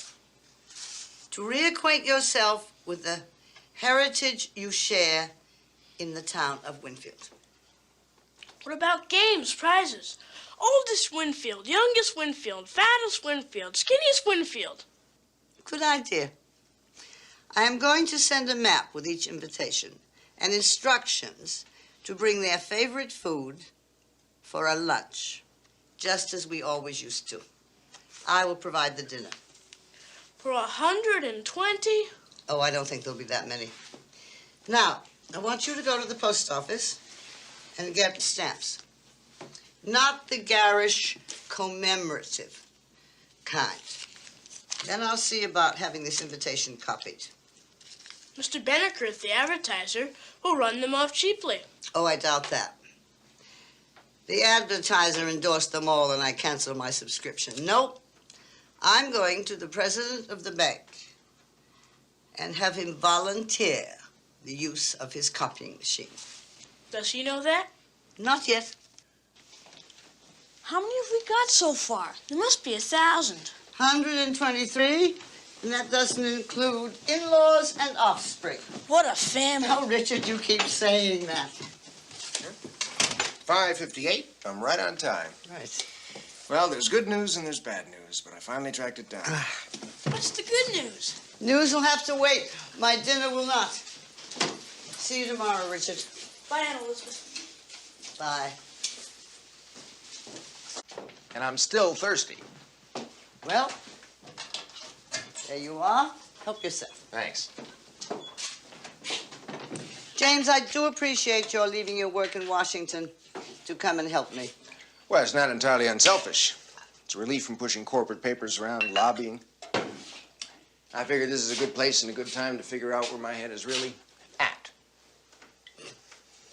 What a locution. Yeah, I know. Ending a sentence with a preposition is something up with which you simply will not put. You know what I mean. It's crossroads time for Cookman.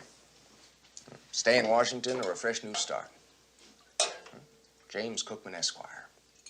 Lawyer for the people. But now for the good news. I've been able to track down the Greater Winfield Corporation. It was set up over a year ago by your dearest relatives. Thank you. Inheritors of sections of the original 100 acres that were left by your grandfather and pooled together, according to the charter, for their mutual benefit, unquote. All but my 5 acres. Exactly. With everybody holding shares in the corporation prorated to their acreage, so forth. And now for the bad news. Your friendly banker isn't the guiding spirit behind the deal. President of the corporation is one Lane Lyman. Lane? President? But he's not capable. No, he's just the figurehead. See, the real power, the manipulator, the puppet master, is your other nephew. Chester? So Chester is behind them all. I should have suspected that. Right, so, 2 ways to go. And only one of them's any good, really. Go to court, and we seek a temporary restraining order. What will that do? Stop them cold. Right? Force them to stop work on the mall immediately. Then do it. Well, Miss Elizabeth, the court might grant the order and it might not. Even so, it's only a delay, and besides, you'd have to post a substantial bond, which you might very well lose. Have I an alternative to posting a bond? Yeah, one. I think that Chester might have outsmarted himself on this one. See, corporations take action by shareholder vote. So all you have to do is swing your family against him. That's all. Well, those are the only choices for right now. Not one of the families I visited said anything about all this. Except Grover. He said Chester told him his land would make him rich one day. I paid no attention. This is not a matter of how proud a woman I am. It is the family pride.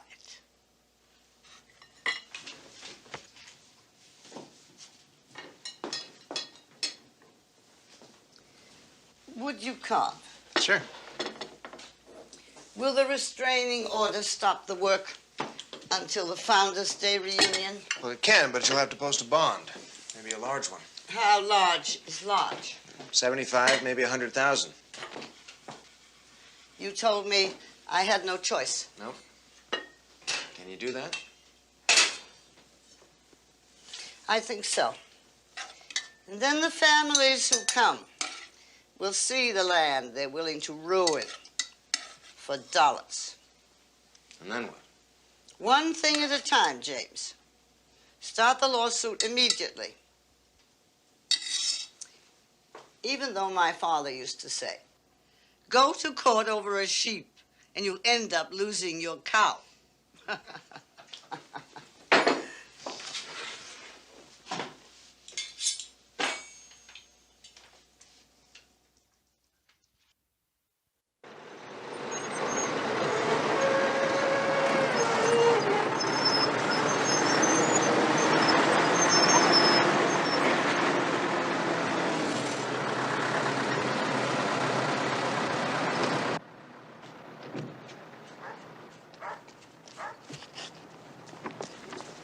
James!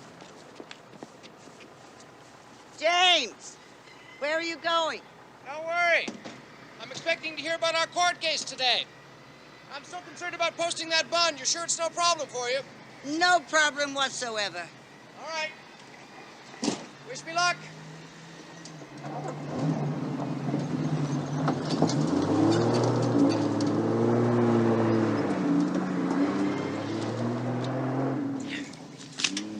More of the usual junk, I'm afraid. What a waste. You know, I can remember when stamps just cost 2 cents.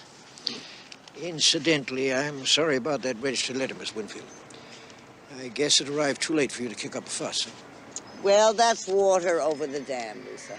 I'm sorry, too, about what's going to happen to your land. You know, I did a lot of sparking in that old copper beach they're going to dig down. When it goes, my initials go with it. Plus one heart and arrow with initials on it that didn't belong to my wife. God rest her soul. Yep, them bulldozers gonna scrape away a good part of my life, too. I know how you feel. You're a good friend, Lucy.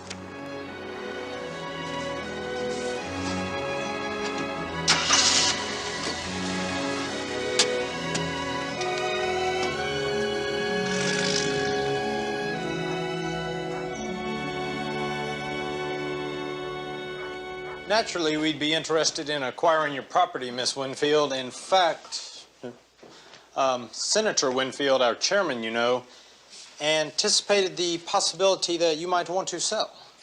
How very thoughtful of him. Yes, he's a very fine man. Here we are. Let's see, 5 acres, more or less, with house and barn.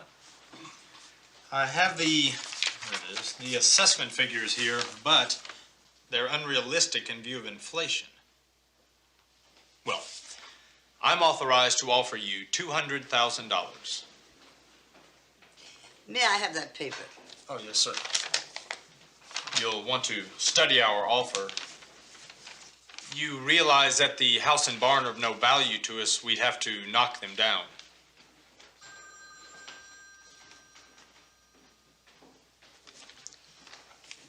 I hadn't thought of that.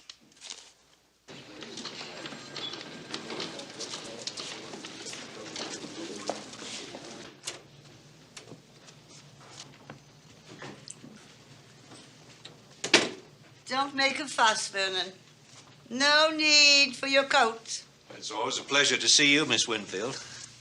I've come to borrow some money against my property. Borrow on your property? Well, an outright sale would save you interest payments. I'm not asking for advice, merely a loan. How much can you lend me? Well, now, the last time I saw the place, it seemed to me it wasn't in the very best of condition. Well, it seemed to me I asked you a perfectly simple question. Yes, you did, ma'am, and you deserve a perfectly simple answer. And now, on a demand loan, we could give you up to 50% of the value of the property. Offhand, I would say it was worth $100,000, so 50,000 would be in the ballpark.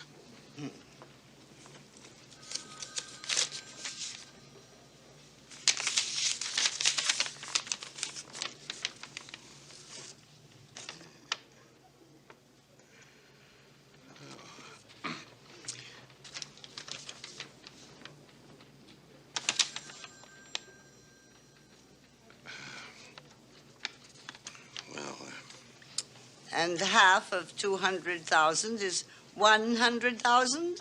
Is that correct? Correct. Well, I'll have the papers drawn.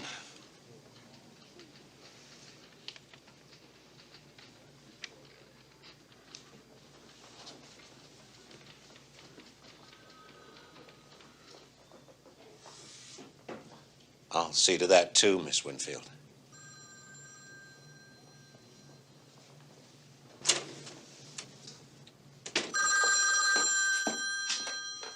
Yes? Miss Elizabeth, we're due in court tomorrow. Are we ready, James? Ready as we'll ever be. What time? Judge Summers arrives at 9 o'clock sharp. We'll be there at 8:59 sharp. See you then. Goodbye. It is our contention that the Zoning Board, in granting a variance to the Greater Winfield Development Corporation, wrongfully denied my client her right to be heard as owner of the abutting property. You refer to a gathering at the home of the Zoning Board Chairman Vernon Markham, at which a majority of the board members were present? I do, but we also hope to prove that that was not just a social gathering, but rather constituted a closed meeting of the board in violation of our state's sunshine codes. But subsequently, there was a public hearing. Yeah, of which my client received notice after she had left town. A circumstance known to each and every member of the board. Frankly, Counselor, I am not thrilled with your position. Your Honor, we will demonstrate a deliberate pattern I have all that here. Miss Winfield, I am sure counsel has advised you that a bond would be required of you to make good any loss the corporation might suffer as a result in a delay in their work. He has? Should your claim fail, and there is a good chance that it might, you could lose all or part of this sum. I most earnestly urge you to consider. I am not a child, Your Honor. I have considered the circumstances. Very well. In view of this petitioner's standing in the community, the court is inclined. I ask for no favors? Yes. The temporary restraining order is granted. I will require the posting of a bond of $100,000. I will receive briefs from both parties, and I will notify you when judgment will be rendered. Oh, yes, with regard to that date, Your Honor, petitioner requests that the judgment be handed down just before Founder's Day. Now, that would be on... I am familiar with that date, Counselor. I will grant the request. Thank you, Your Honor. You are welcome, Elizabeth. See that she puts it in writing. Oh, Mr. Cookman, as attorney of record, may I have your business address? Of course, Your Honor. My mission, 22 Elm Street, Winfield. I'm hanging up my shingle in town. Welcome home, Jim. And congratulations on your first client.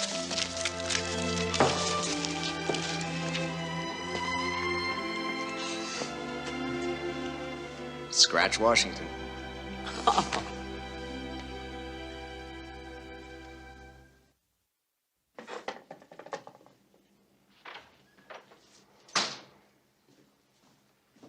holy can, Luther, what's the occasion? I got a letter from my uncle. Uncle Sam, that is. The authority of the United States Postal Service.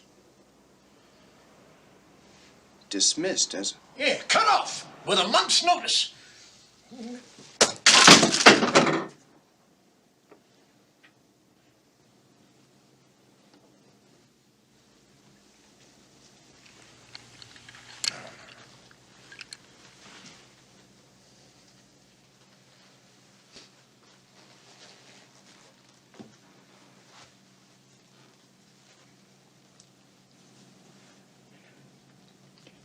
Elizabeth tells me that Washington's loss is Winfield's gain. I'd like to give you a new client if you want one. I'm mighty proud of you, James, as your dad would have been, God rest his soul. He was the best lawyer for 100 miles around. I used to go to him for things when you were just little Jimmy to me. Now, you know that gang in Washington. Can they do this to me? I don't know, Luther. They're cutting and slashing everywhere. Well, I'd like to hire you to find out. They promised me a whole year's extension. Now, suddenly, 43 years. Rain and shine, gloom of night. Now they're dumping me and doubling up with a younger fellow on my route, and there's going to be a hell of a lot more like me. Yeah, did they give you that extension in writing? Yep. After a fuss about my age, my birth certificate got lost the time the town hall burned down, but it's there somewhere. I must look it up. All right, I'll need to see that letter first.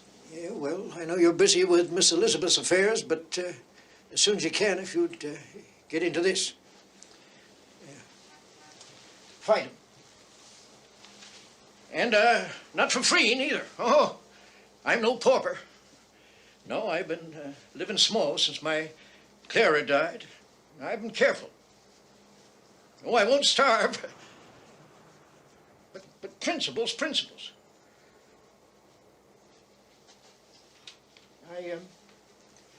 I got a son in Texas, and I got a daughter in Florida, and they've been wanting me to visit them. So I might just borrow Elizabeth's bus ticket. Yeah, I might just do that. Yeah, I might just do that. Not to move in on them. Oh, nothing of that kind. No, just to go to see them.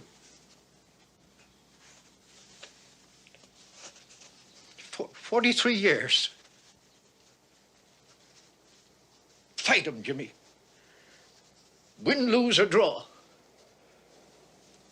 Fight 'em. I'll do my best, Luther.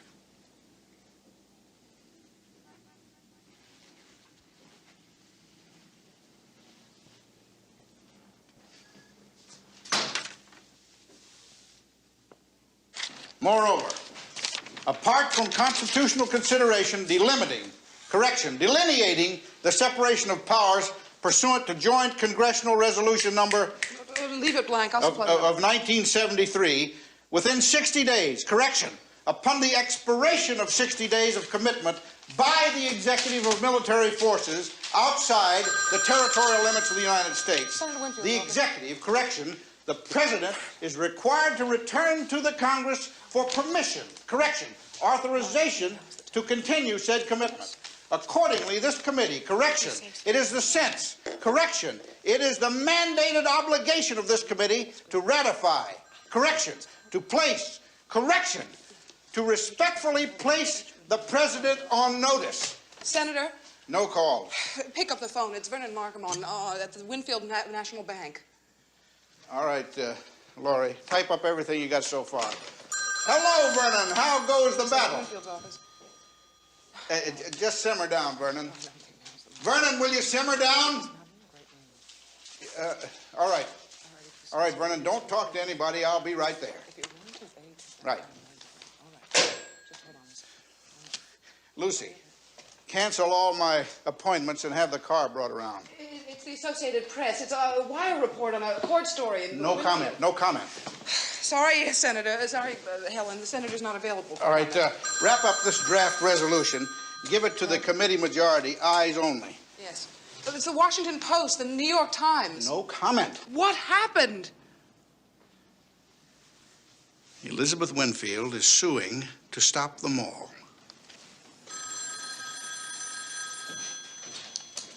Yes, Mr. Germany.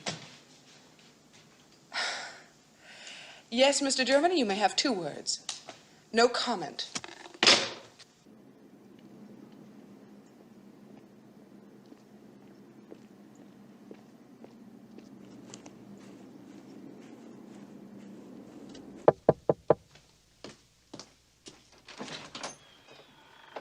Why, Chester, come in.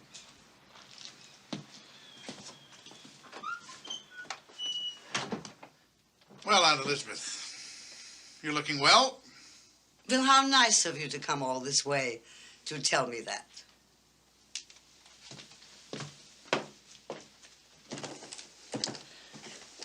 This lawsuit is ill-advised. When I need your advice, Chester, I will ask for it. Chester, we have stopped you. No, you have not. What you have done is planted yourself smack in the path of progress for this town, which you profess to love so much. And Elizabeth, I am not unsusceptible to the tug of nostalgia, tradition, family. But a town is like a swimmer in deep water. If he stops, he goes under. And progress... Is that your idea of progress? Blacktops, traffic, tawdriness? My dear Aunt We Elizabeth, differ. undeniably. But allow me to tell you... Allow me to tell you. There is a dream I have. That when this reunion is over, Winfields will come back and build again. Build what? Log cabins with root cellars? Cut the pond in the winter for ice? Raise horses for buggies? Aunt Elizabeth, no one, I bow to no one in my admiration for your courage or my respect for your dream. I grant you the privilege of marching to your own drummer, but you must not march backward into the past. If more people cared about the values of the past. This is getting us nowhere. Perhaps I did go about it wrong.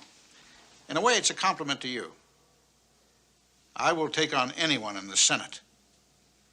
But I thought you would be a tougher adversary. But the fact is, what's done is done, so I will lay it on the line. This delay will hurt us. We will win, of course, but it will hurt.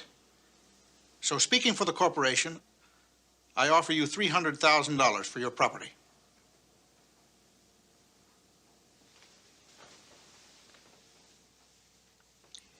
Not for $1 million.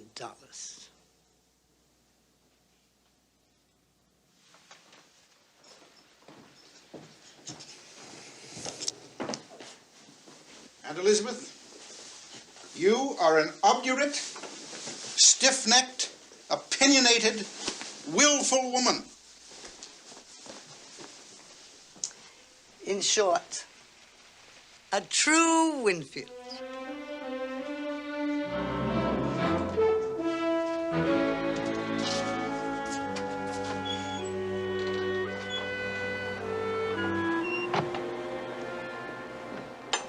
Chester, your invitation to the reunion. It will save me a stamp.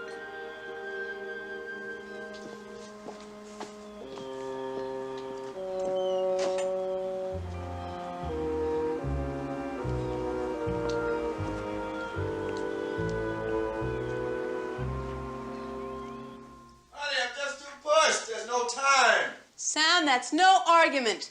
You have plenty of time off coming. Besides, it's not that much of a trip. Now, you talking trip, I'd rather head on down south. Get some fishing in, get some sun. It's not the same thing, and you know it. Let's not make a big thing out of it, friend. You want to go, go. Look, I'll even make sure that I stay on the day side so Eric won't be by himself come nights. But you're right. I just soon give it a miss. But you should go to your family. You and Eric are my family. Never heard from one of them since we were married. That cuts both ways, Sam. Your people haven't exactly beaten a pathway to our door. Besides, it's time Eric found out where he's from. That kid knows where he's at. And that's the important thing.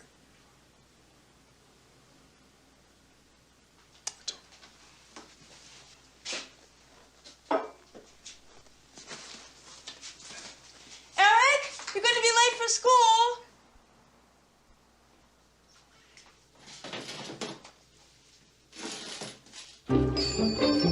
Thank you for the planks and sawhorses, Mr. Snodgrass. You'll get them back soon, along with some great advertising.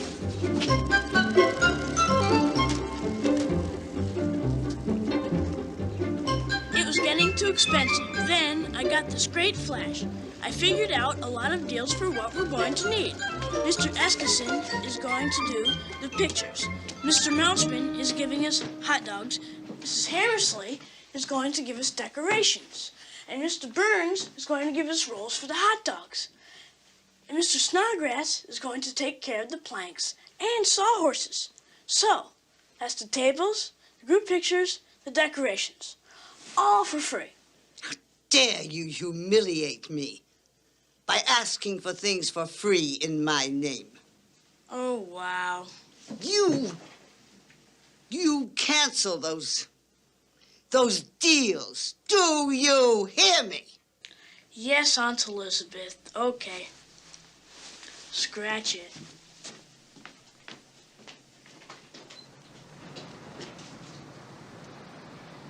I've often been firm with my students, but I've never shouted at one before. Well, you just made a big breakthrough.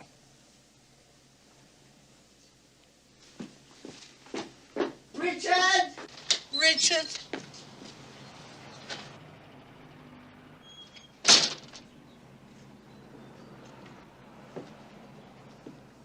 Please.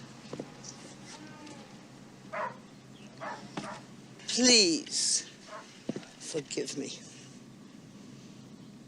I know you were only trying to help. But it's never been easy for me to accept help. The reunion is becoming a burden financially. Maybe you could arrange a token payment. Well, sure. No sweat. But I don't think they'll take tokens. Hello? Take these on up to the dining room. We can use every chair we can get. Al, make sure there's enough lumber left over for a few tables up by the back porch. There's enough wood to rebuild the barn. That Richard. So far, I have 10 refusals and only 23 acceptances. Well, you know, people always make up their minds at the last minute. Probably show up in droves tomorrow. We'll see.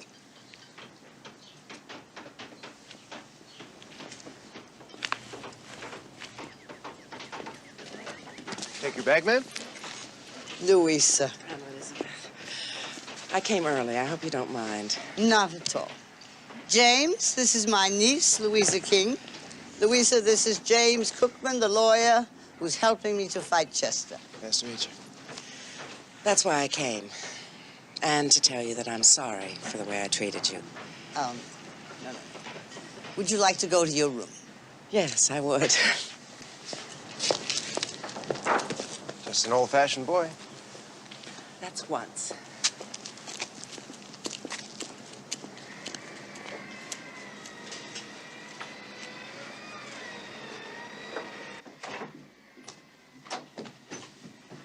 That's twice.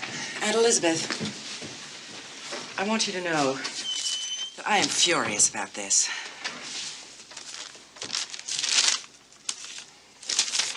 Greater Winfield Corporation to all shareholders, announcing the mall at Winfield. But this is addressed to your father. Did your mother leave him her shares? Yes. And he's had other letters from the corporation, which I have ripped up, but not a word about the mall or your opposition to it until this. Uncle Chester is a rat. I don't know what you're planning to do about this, but whatever it is, I would like to offer you my help. You're a true Winfield. Glad you're here. Atta girl. That's 3.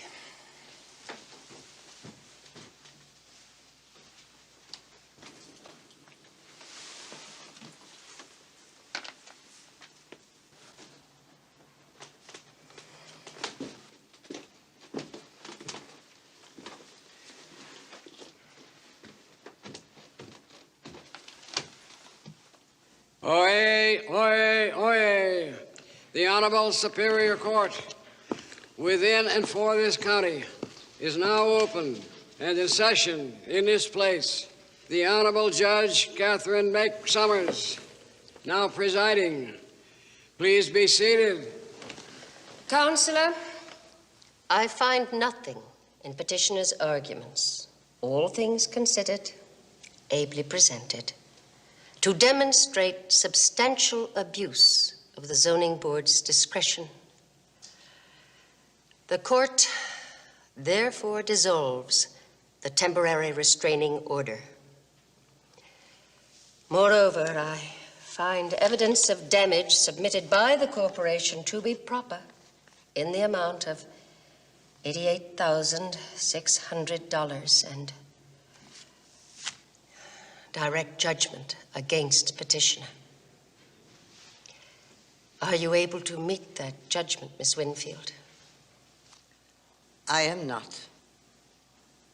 Then your bond will be applied in satisfaction of that judgment. I am sorry, Elizabeth. Save your sorries for the town of Winfield, Your Honor.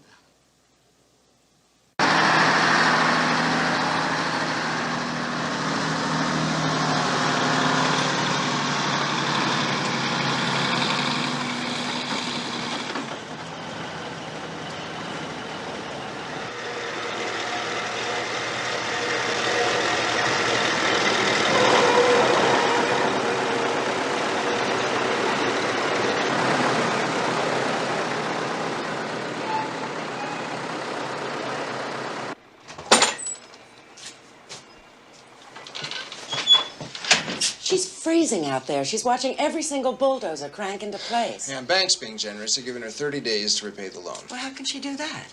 Sell the house. Well, then what? What will she do? Lose. But on her own terms, Sam. She's a Winfield. What do you think I am? I'm finding out. It's tea time. I'll put the kettle on. As long as you got your coat on, we could use a little more firewood.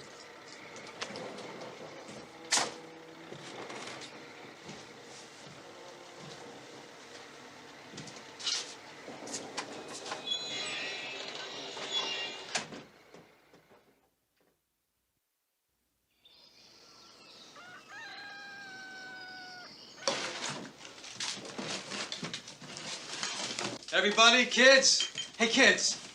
Guess what I got here, huh? Nobody's gonna top us for family memorabilia. Know what this is? Huh, Betsy? Grandma's Indian gun. Huh? What makes you think you're gonna get that on a plane? Oh, I'm way ahead of you, son. Justine, you're gonna wear this on the plane right like that. Isn't that great? Huh? You're kidding. Well, nobody's gonna stop a kid, right? Where's the count stand at? Not many. 18. Where's Miss Elizabeth? She went inside. She said scratch the reunion. I thought she'd give up so easily. No, I don't think she wants to. Look, let me get this straight. You said so many acres equals so many shares? Right. So, if we got enough shares on our side... Yeah, but the majority of the shareholders are on their side. Yeah, but maybe we could work on the women. George's wife, Eubie, Lane's wife, Carol, Arthur's wife, Susan. I think we should work on the women. Yeah, but the shareholders are men. Well, they always are. Including the missing. Now, there's Ben Lyman and his 5 shares, and... My father. And your father and his 5 shares. Yeah, well, unfortunately, he's suffering from a terminal hangover. If he came, what would you do? I don't even know if she invited him. What if she did? What would you do?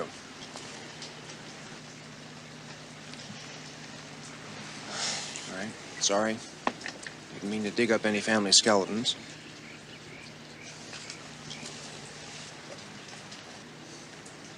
Hey. I'm sorry, okay? Okay. All right. Thanks.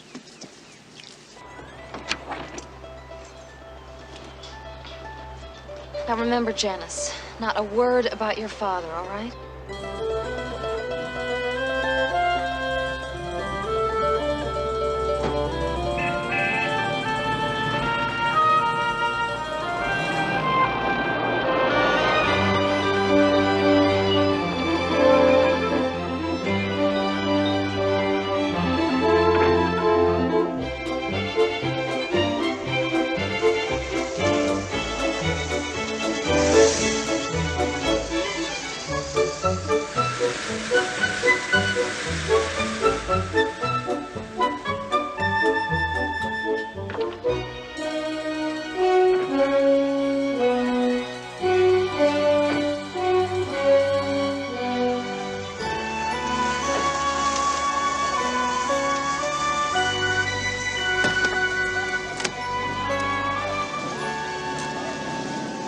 Holy smoke!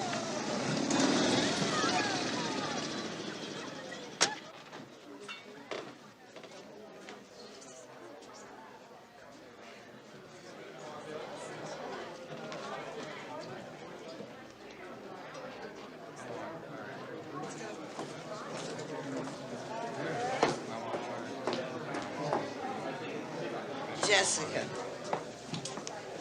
Oh, I'm so happy to see you again. Wouldn't have missed it for the world. I hope you don't mind my bringing my friend. It's his car. I don't recognize you with your clothes on. But Max forgot to make motel reservations. Oh, I have plenty of rooms. Rooms. Rooms. There's a shower down the hall.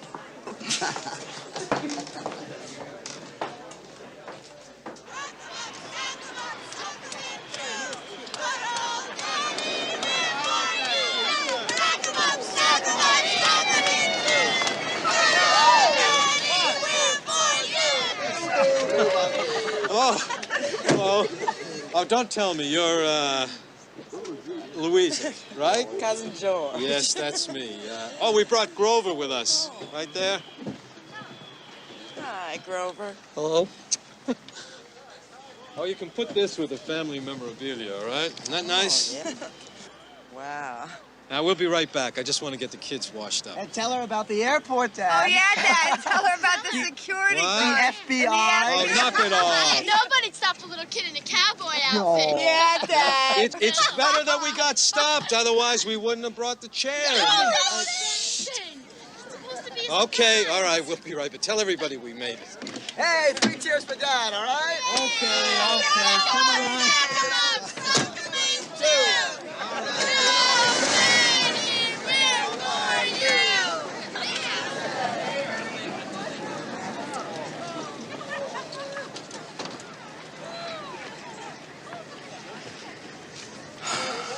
Clan is gathering.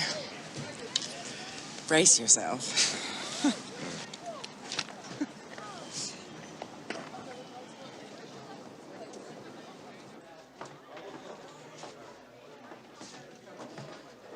Cousin Eldon, Grandpa Jefferson's side. Yes, of course.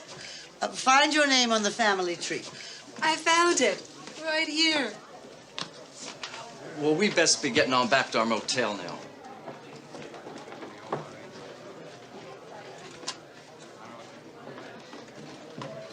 Oh, coleslaw. Well, thank you very much. That's wonderful. We'll put it right over here with the rest of the famous coleslaws.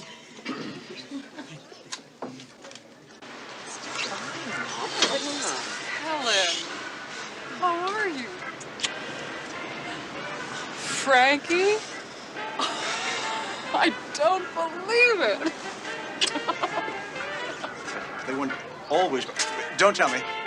Brian Winfield from Chicago.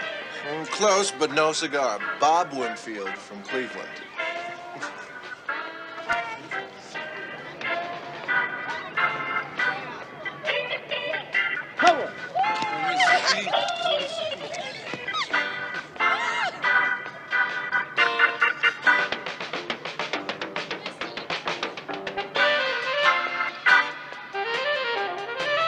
Thank you. Thank you very much. Aunt Elizabeth? Fran. I don't believe you've ever met my husband, Samuel Baker, my Aunt Elizabeth. Oh. And this is Eric, your Aunt Elizabeth. Hello, Eric. Well, why don't you all go in the living room and check your names off the family tree? We'll do that. Well, then do it. Come on. Oh, thank you. Hi. Hi.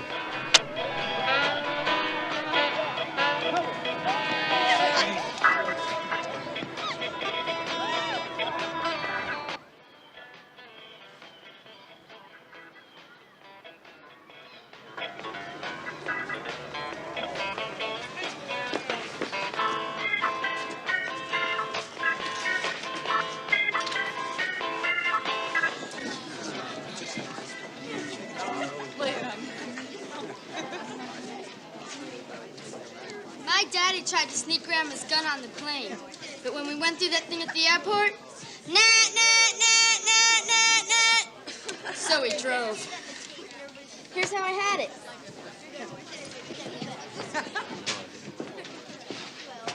Oh, you beautiful Winfield Lyman. I have passing a crowd. Oh, but he's all the Winfield mementos we brought. Shall I put him over there on the table? No, let's let him find his name on the family tree. Can I hold him? You bet.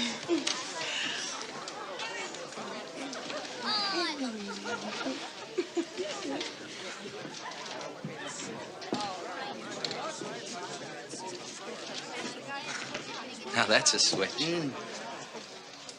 Hey, you two. Where's Lane? He couldn't make it at the last minute. Something big came up. So Janice and I came along. Oh,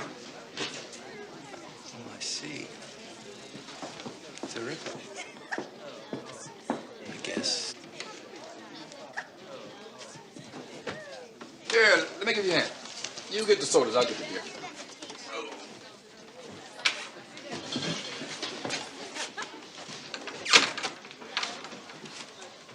One beer, please. Coming up. How we doing?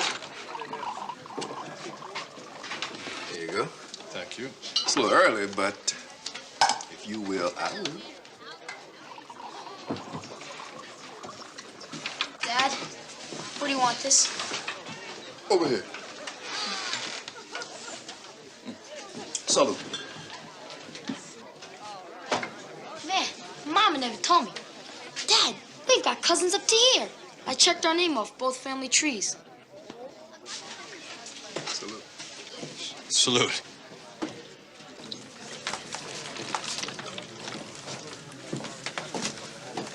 There you go. Aunt Elizabeth, are these all my family? Every last one, Grover. Why don't you go around and introduce yourself? I will. I certainly will.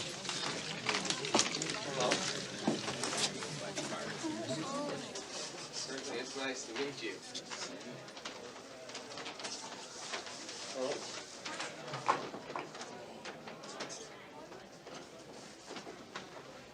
Hello, I'm Grover. Who are you?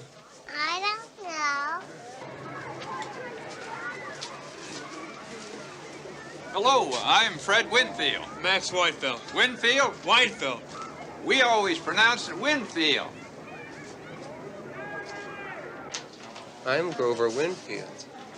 This is Winfield. Oh, that's right. You know how to shake hands like the grown-ups? Yes, how do you do? How do you do, William Winfield?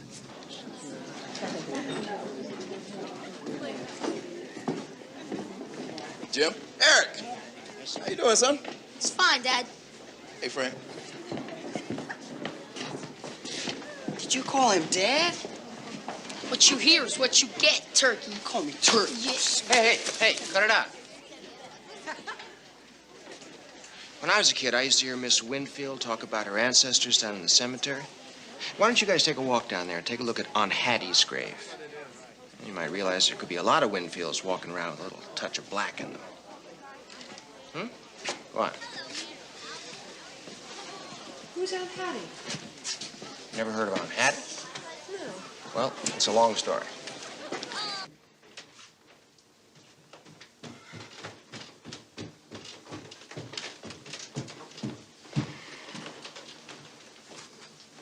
Oops.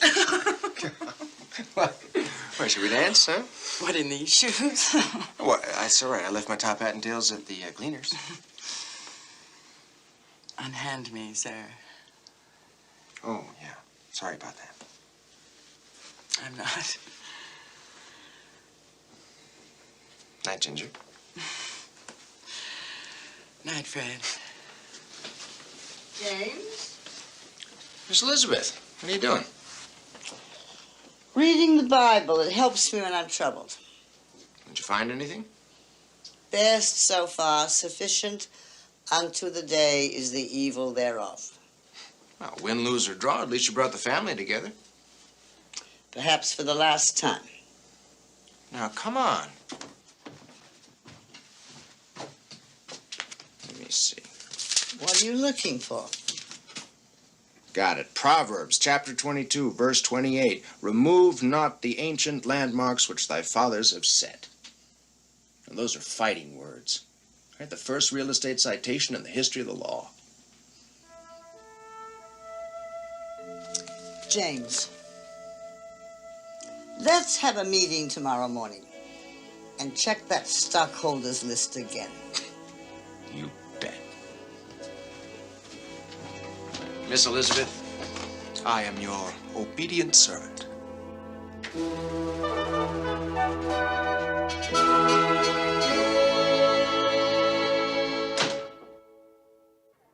Okay, so, George, this is the way things stand. The arithmetic is as follows. Chester controls a majority of the shares, pro rata to acreage. Right? So, there's Chester's 20, his brother Grover's 20, his cousin Arthur's 5, and Lane's 5. Where is Lane? I don't know. That makes 50 shares.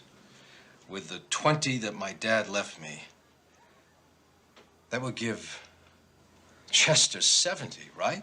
Right. That's 70 out of the original 100. What about the last 30? Well, there's Hal's 20 and Phil King, that's Louisa's father's 5. It's 95. And the last 5? Ben Lyman.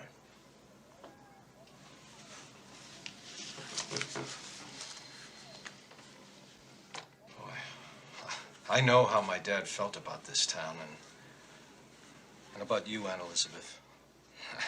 I didn't know anything about this shopping mall until after Dad passed away. You know, Chester hooked me. Aunt Elizabeth, I aim to switch. You've got my 20.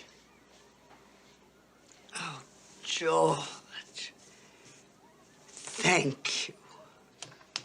Thank you. So, now the count stands. Chester 50 and Miss Elizabeth 20. Now, if we could get Hal's 20, that would give us 40. Hal, where's Hal?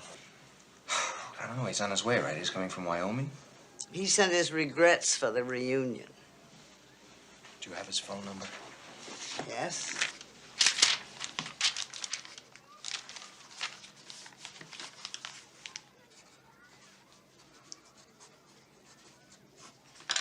Great. Tell Hal that... I know what to tell him.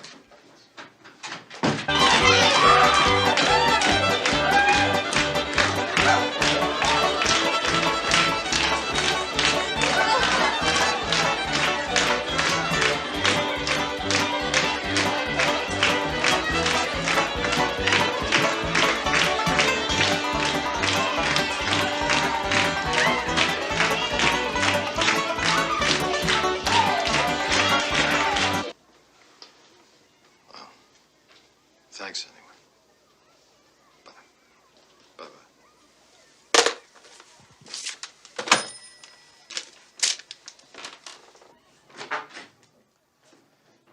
Trouble, Hal. Can't give us a yes or a no. Chester. And Lane doesn't know which way to jump, and Carol won't even tell me where he is. So that still leaves us with 20. We need Lane's 5, Arthur's 5, Lane's hopeless, Arthur's. See, our best bet is Grover. Now you're talking. No. Now, wait a minute. That's 20 shares. It could mean the whole ball game. I could easily persuade Grover, but I won't, and destroy his faith in his brother. Well, that leaves Ben Lyman, Phil King. Where's Ben? I have no idea. All right. Phil King, where's he? Well, Louisa let something slip out about Wheeling. I know she has an address book. I'll find him. Without telling her? Without telling her.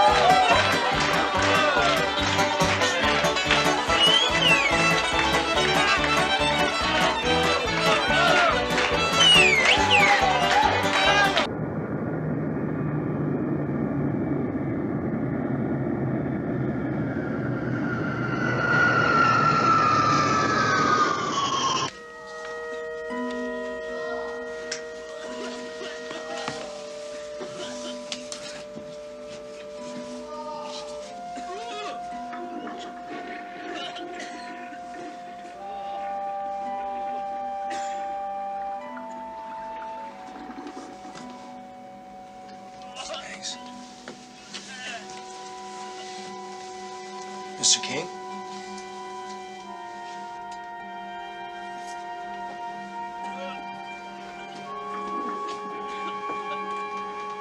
you Phil King?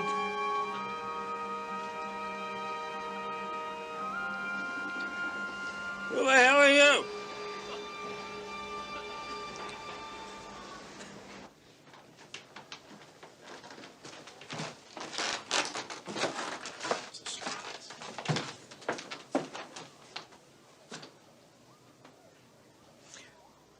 Where did the other one come from?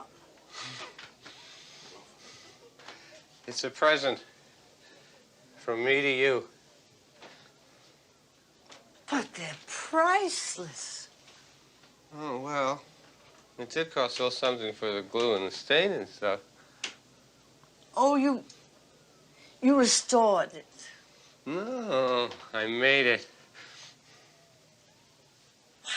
Grove.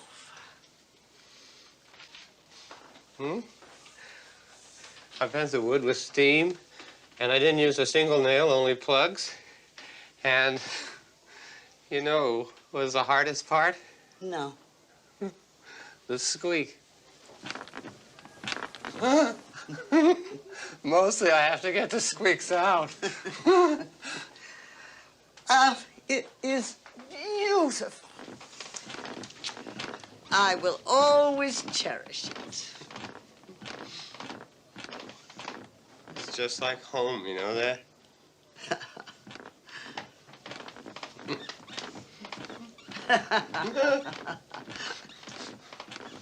Dealer's choice. Stud, 5 cards. Got it.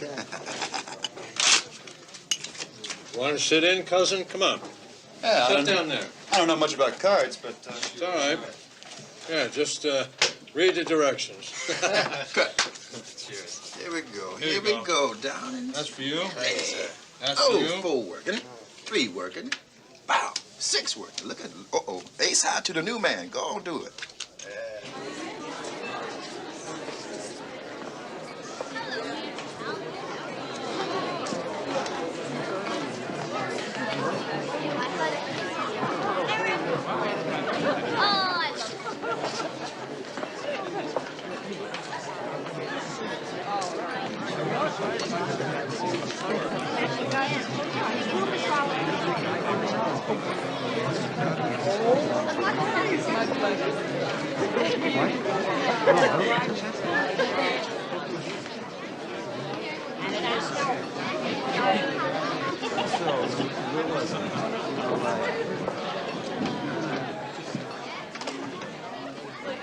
Jessica, have you seen... Shh.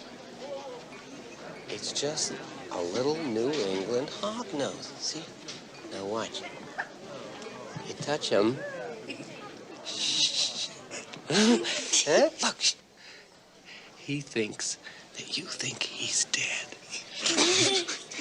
Plays possum, No, we're gonna let him go, right?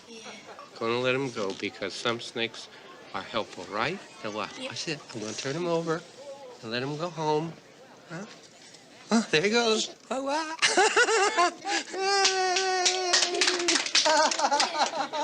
All right. I got 2 pair, 5s and 3s. 3 queens and 2 10s. He learns fast, doesn't he?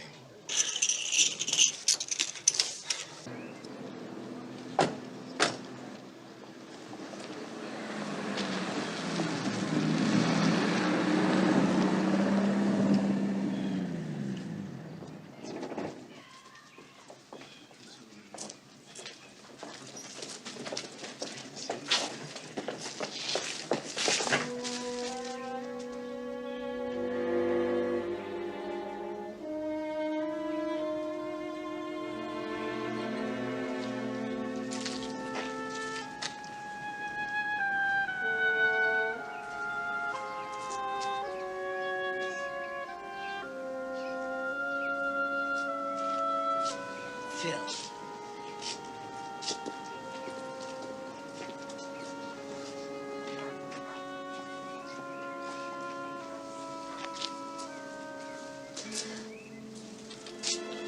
Princess I am not your princess. Louisa. Look, you just stay away from me, okay? Just stay away from me. And that goes for you, too. Princess! What did I do?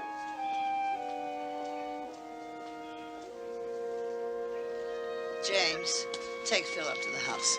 He'll stay in your room.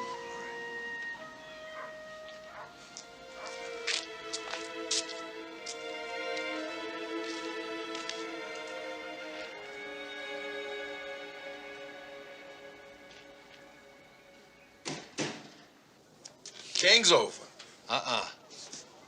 3-5. See that, son? Huh? 30 days. Read 'em and weep. Well, I guess I'm done. Come on, son. Hold it, Sonny. Speaking of reading.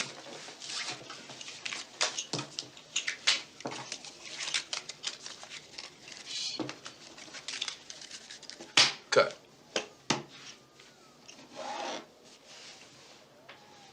Jack of hearts. 10 of diamonds. 8 of clubs. 7 of diamonds. All right, all right. How'd you know?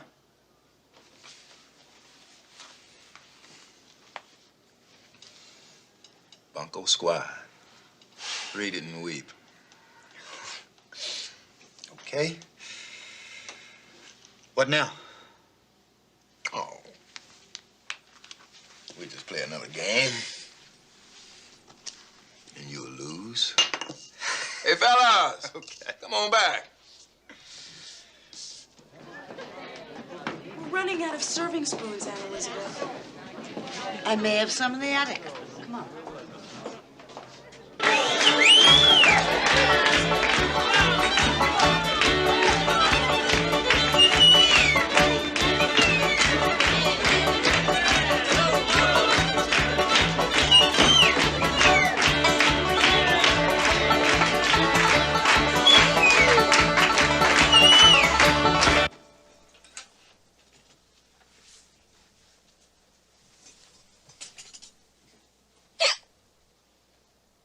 Hold your breath and count to 20.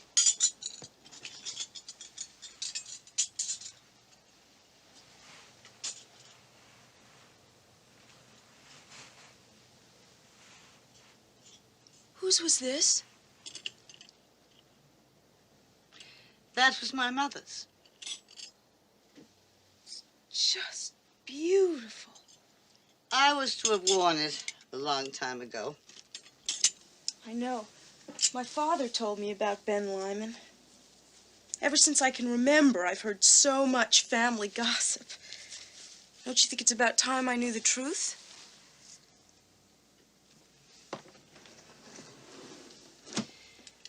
I was about your age when I was engaged to Ben Lyman.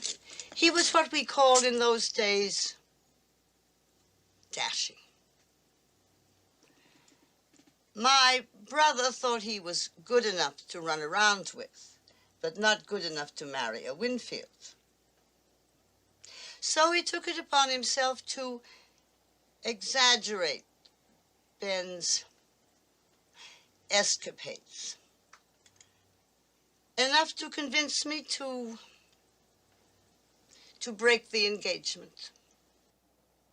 You jilted him? Well, what do you know? I always heard he jilted you. I know. So if Ben Lyman wasn't good enough for you, why did your brother let him marry your sister, Janet? They eloped.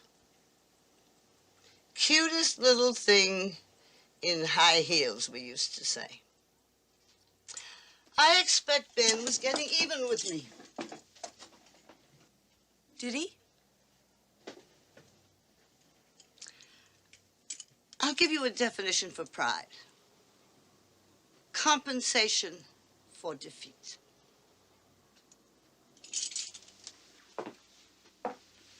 Why don't you try it on? I'll take these down.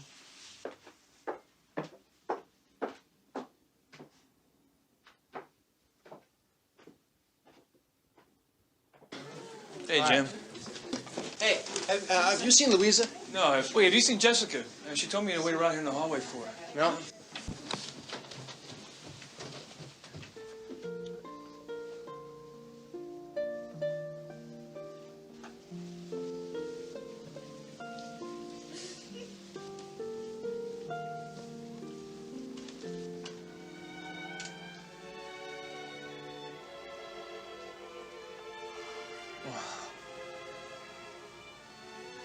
Is that all you can say? No. But you gotta make me a promise. If we have a boy, we don't name him Winfield. Why? Winfield Weinfeld?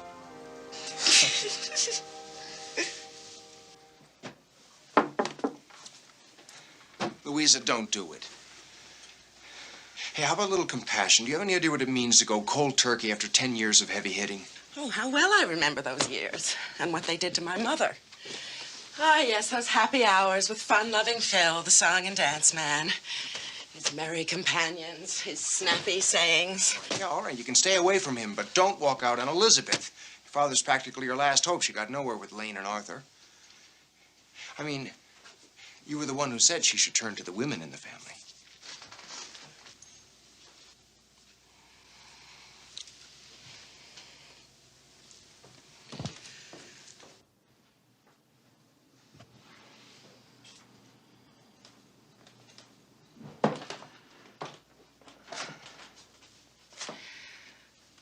And Elizabeth, I'm sorry.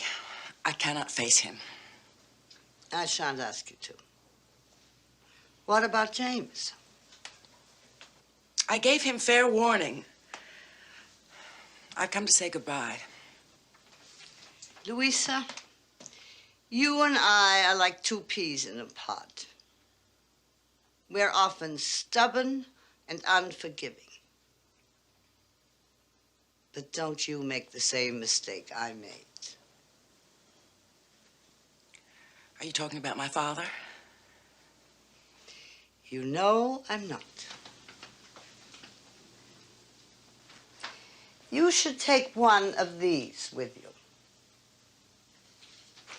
You could spend your life in it like I have, with a squeak to keep you company.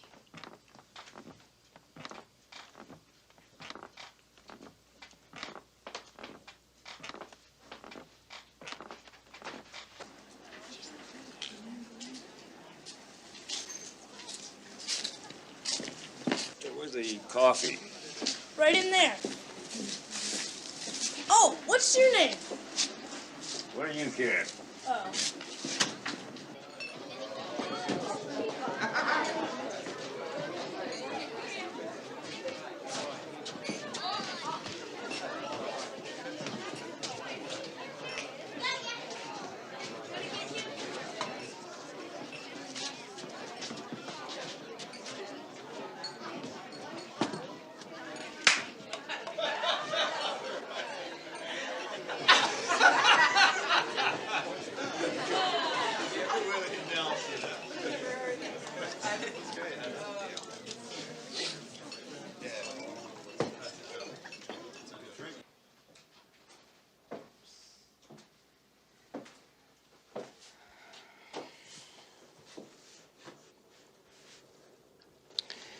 I'll talk to him. I'll try. Atta girl.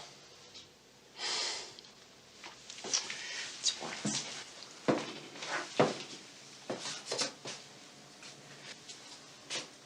But I'm doing it for her, not for him. How about doing something for me?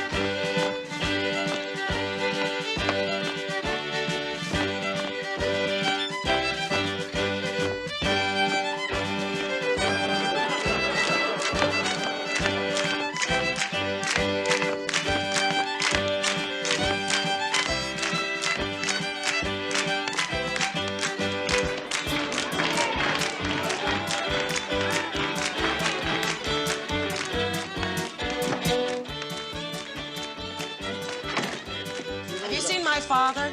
Try the coffee.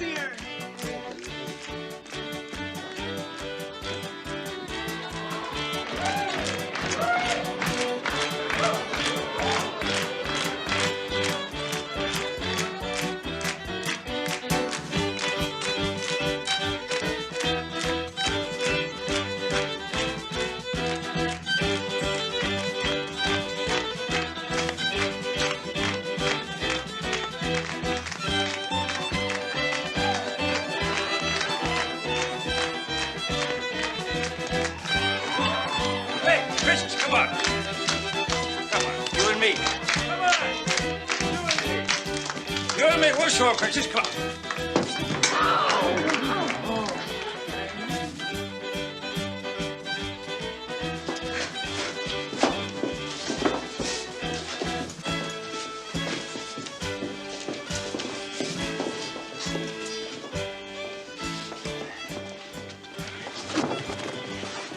That's what he did when I was 12 at my first piano recital, when I was 13 at Parents' Day, when I was 14 at the school play.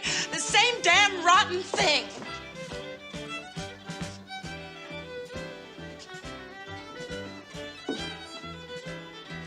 You want to dance with the old man? Okay, Princess. Okay. You want me to vote your way? No way, Princess. No way. There's no love in you.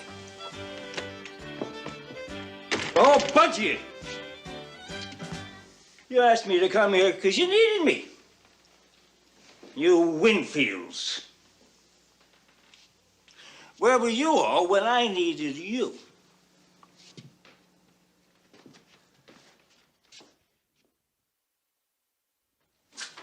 Ready? Yes. Where is Phil? Upstairs, sleeping it off. And Louisa? Forget it. Can you? Probably in about 5 years. Maybe he's right. There's no love in that girl. You don't mean that. No. James, try to understand Louisa.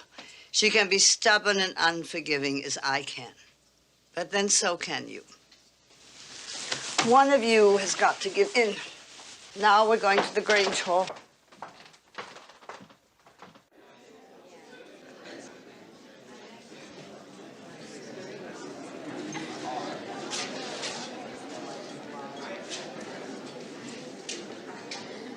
It's all over. Hal's decided to stick with Chester. It's not even close.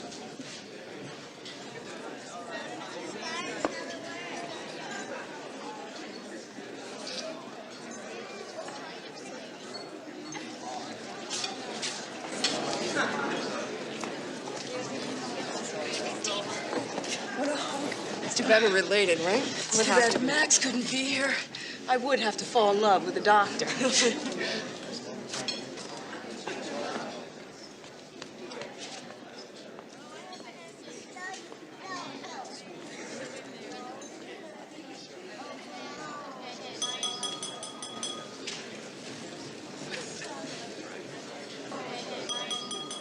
Friends, Winfields, one and all, I would like to say a few words. And since I'm not running for anything here, they will be few.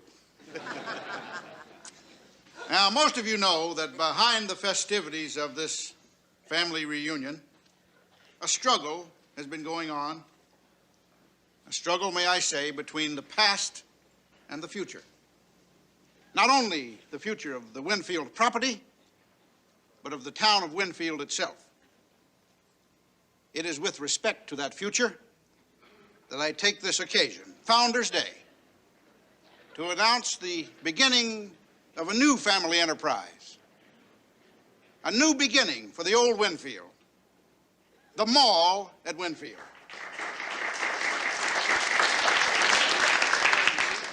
I think now it is only fitting that we pay tribute to the Winfield who alone among us has stayed to serve the town and who has brought us all together after so many years. Our beloved Aunt Elizabeth.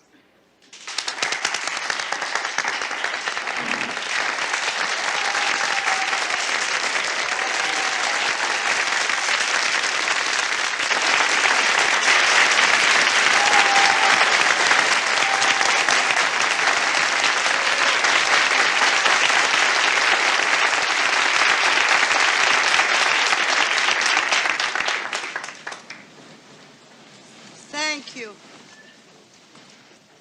I am grateful that you all came to this family reunion. This is not the first one. Through the years, Winfields have helped to write our country's history. They have fought our wars, settled our lands, built our roads, our bridges, our railroads. Even though Winfields have gone out into the world, they have always come back to reunite on this land. This is the last reunion of the Winfield family. I hope you are as proud as I am to be a member of this family. But we must not forget, it is not enough to have a name honor us. It is up to us to honor the name. Winfield.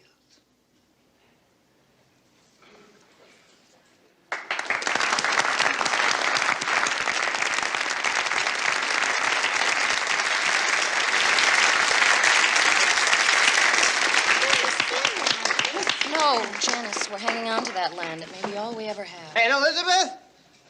Yes, Grover. I want to say that this is great. And I never knew I had so much family. And I just want to say that I hope we can do it again next year. There's not going to be a next year. Grover. Grover. Sit down. No. Why isn't there going to be a next year? Why can't we have a reunion next year? I want to come. I got some land here. I can come visit if I want to, can't I? Grover, I said sit down. I don't know what's happening. I don't know what's happening. It's all right, Grover. No, I don't understand. What's this all about? There's nothing to get upset about. Where are you going? Home. I don't understand.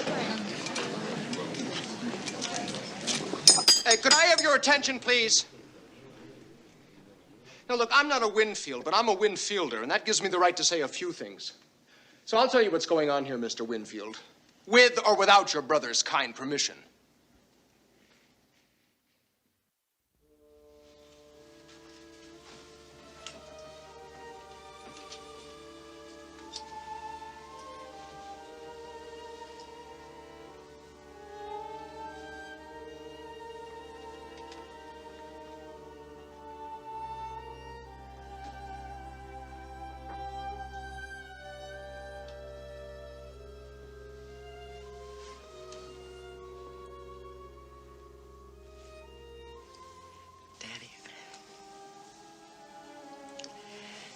Daddy, I'm here.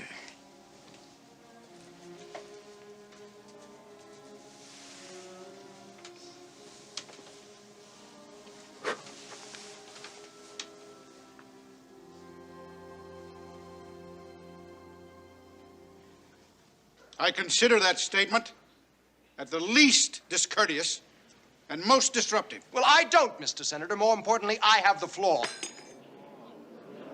Now, I'd like to say a few words to the rest of you, but most importantly, to you, Mr. Winfield. You can call me Grover. Thank you.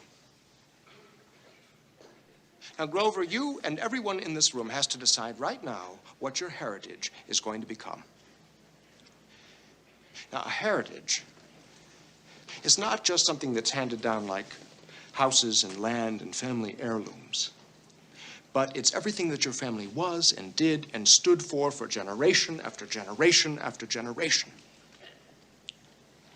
And the future Winfield heritage is being threatened by a shopping mall. A shopping mall! Of course, the Honorable Senator has spoken of the shopping mall in glowing terms, but of course, that's his opinion. He's entitled to it. Even though he thinks that stores instead of streams is progress, and acres of cars instead of acres of trees, and profits instead of principle is progress. But then he's the chairman of the board of the corporation that's putting up the mall.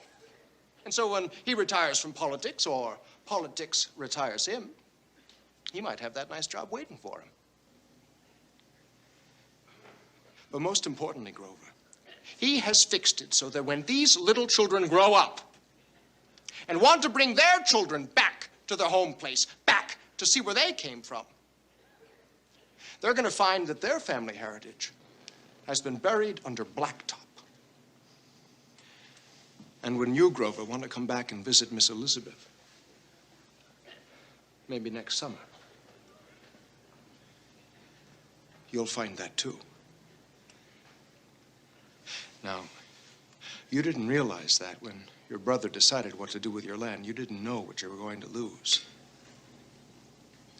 But you will lose it, Grover. And so will you all.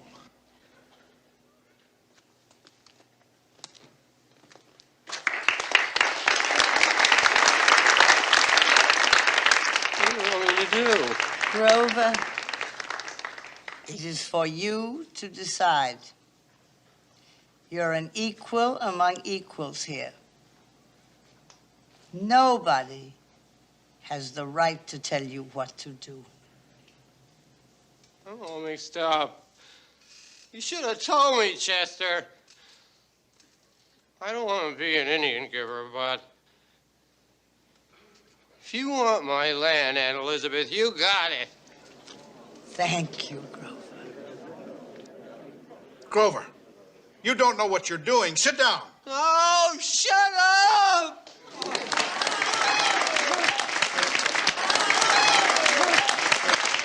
An announcement, everyone.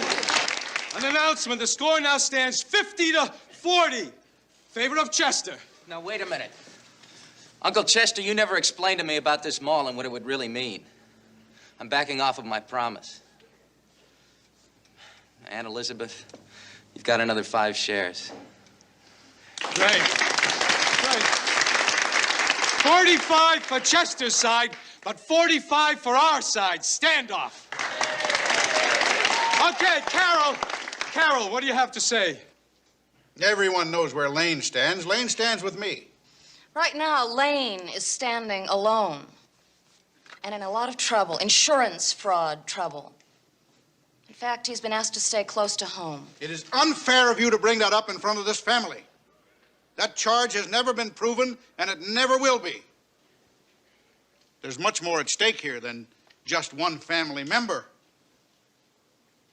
Now, we've heard a lot about heritage here today. Has it occurred to any of you that we may be leaving a heritage of resentment among Winfielders? Because there is going to be a mall. This area is crying for one. If not here, maybe in the next town. And when they build it, and they will, what is going to happen then to the jobs that would have gone to Winfielders? The taxes that would have gone to Winfield? You may still pull this off, Mr. Cookman. But if you do, it will be a Pyrrhic victory. In case you don't know what that means, you could look it up. Better yet, why don't you ask your dear old school teacher? See just what her definition is of progress. Just a single bloody minute, if the honorable senator will yield the floor. Uncle Chester, I never really liked you. Frankly, I never cared very much about any of you, and I certainly never wanted to see the town of Winfield again. I wanted to be out of all of this, and I wanted to live in that forward-looking, modern-thinking world you so admire, Uncle Chester. I really thought I wanted to be alone. Well, Aunt Elizabeth found me out there, and she made sure that I knew what I was turning my back on and leaving behind. So I gave it a try. I came to this reunion, and I found, to my great surprise, a community, a family, a home, and all the love I had buried in the name of the future. Now that's what I call progress, Uncle Chester. to be somebody very specific. In this case, a Winfield, and all that that name implies. And Uncle Chester, you're not going to take that away. Aunt Elizabeth, my father has something he wants to tell you. You tell him, Princess. For those of you who haven't met him, I'd like to introduce my father, Philip King. He has an announcement. I'll make it short and sweet. Elizabeth, for what they're worth, you got my 5 votes. The score now stands 50 to 45. Miss Elizabeth Winfield, you have won!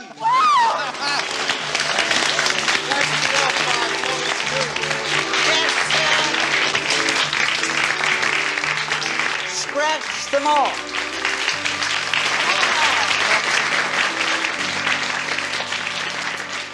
Everybody, please take their places. Would you please sit down over there? Please take your places. I had one, and on my own terms. Miss Winfield, would you please join your family? Yes. Never again would Winfields turn their backs on the home place. Smile, Chester.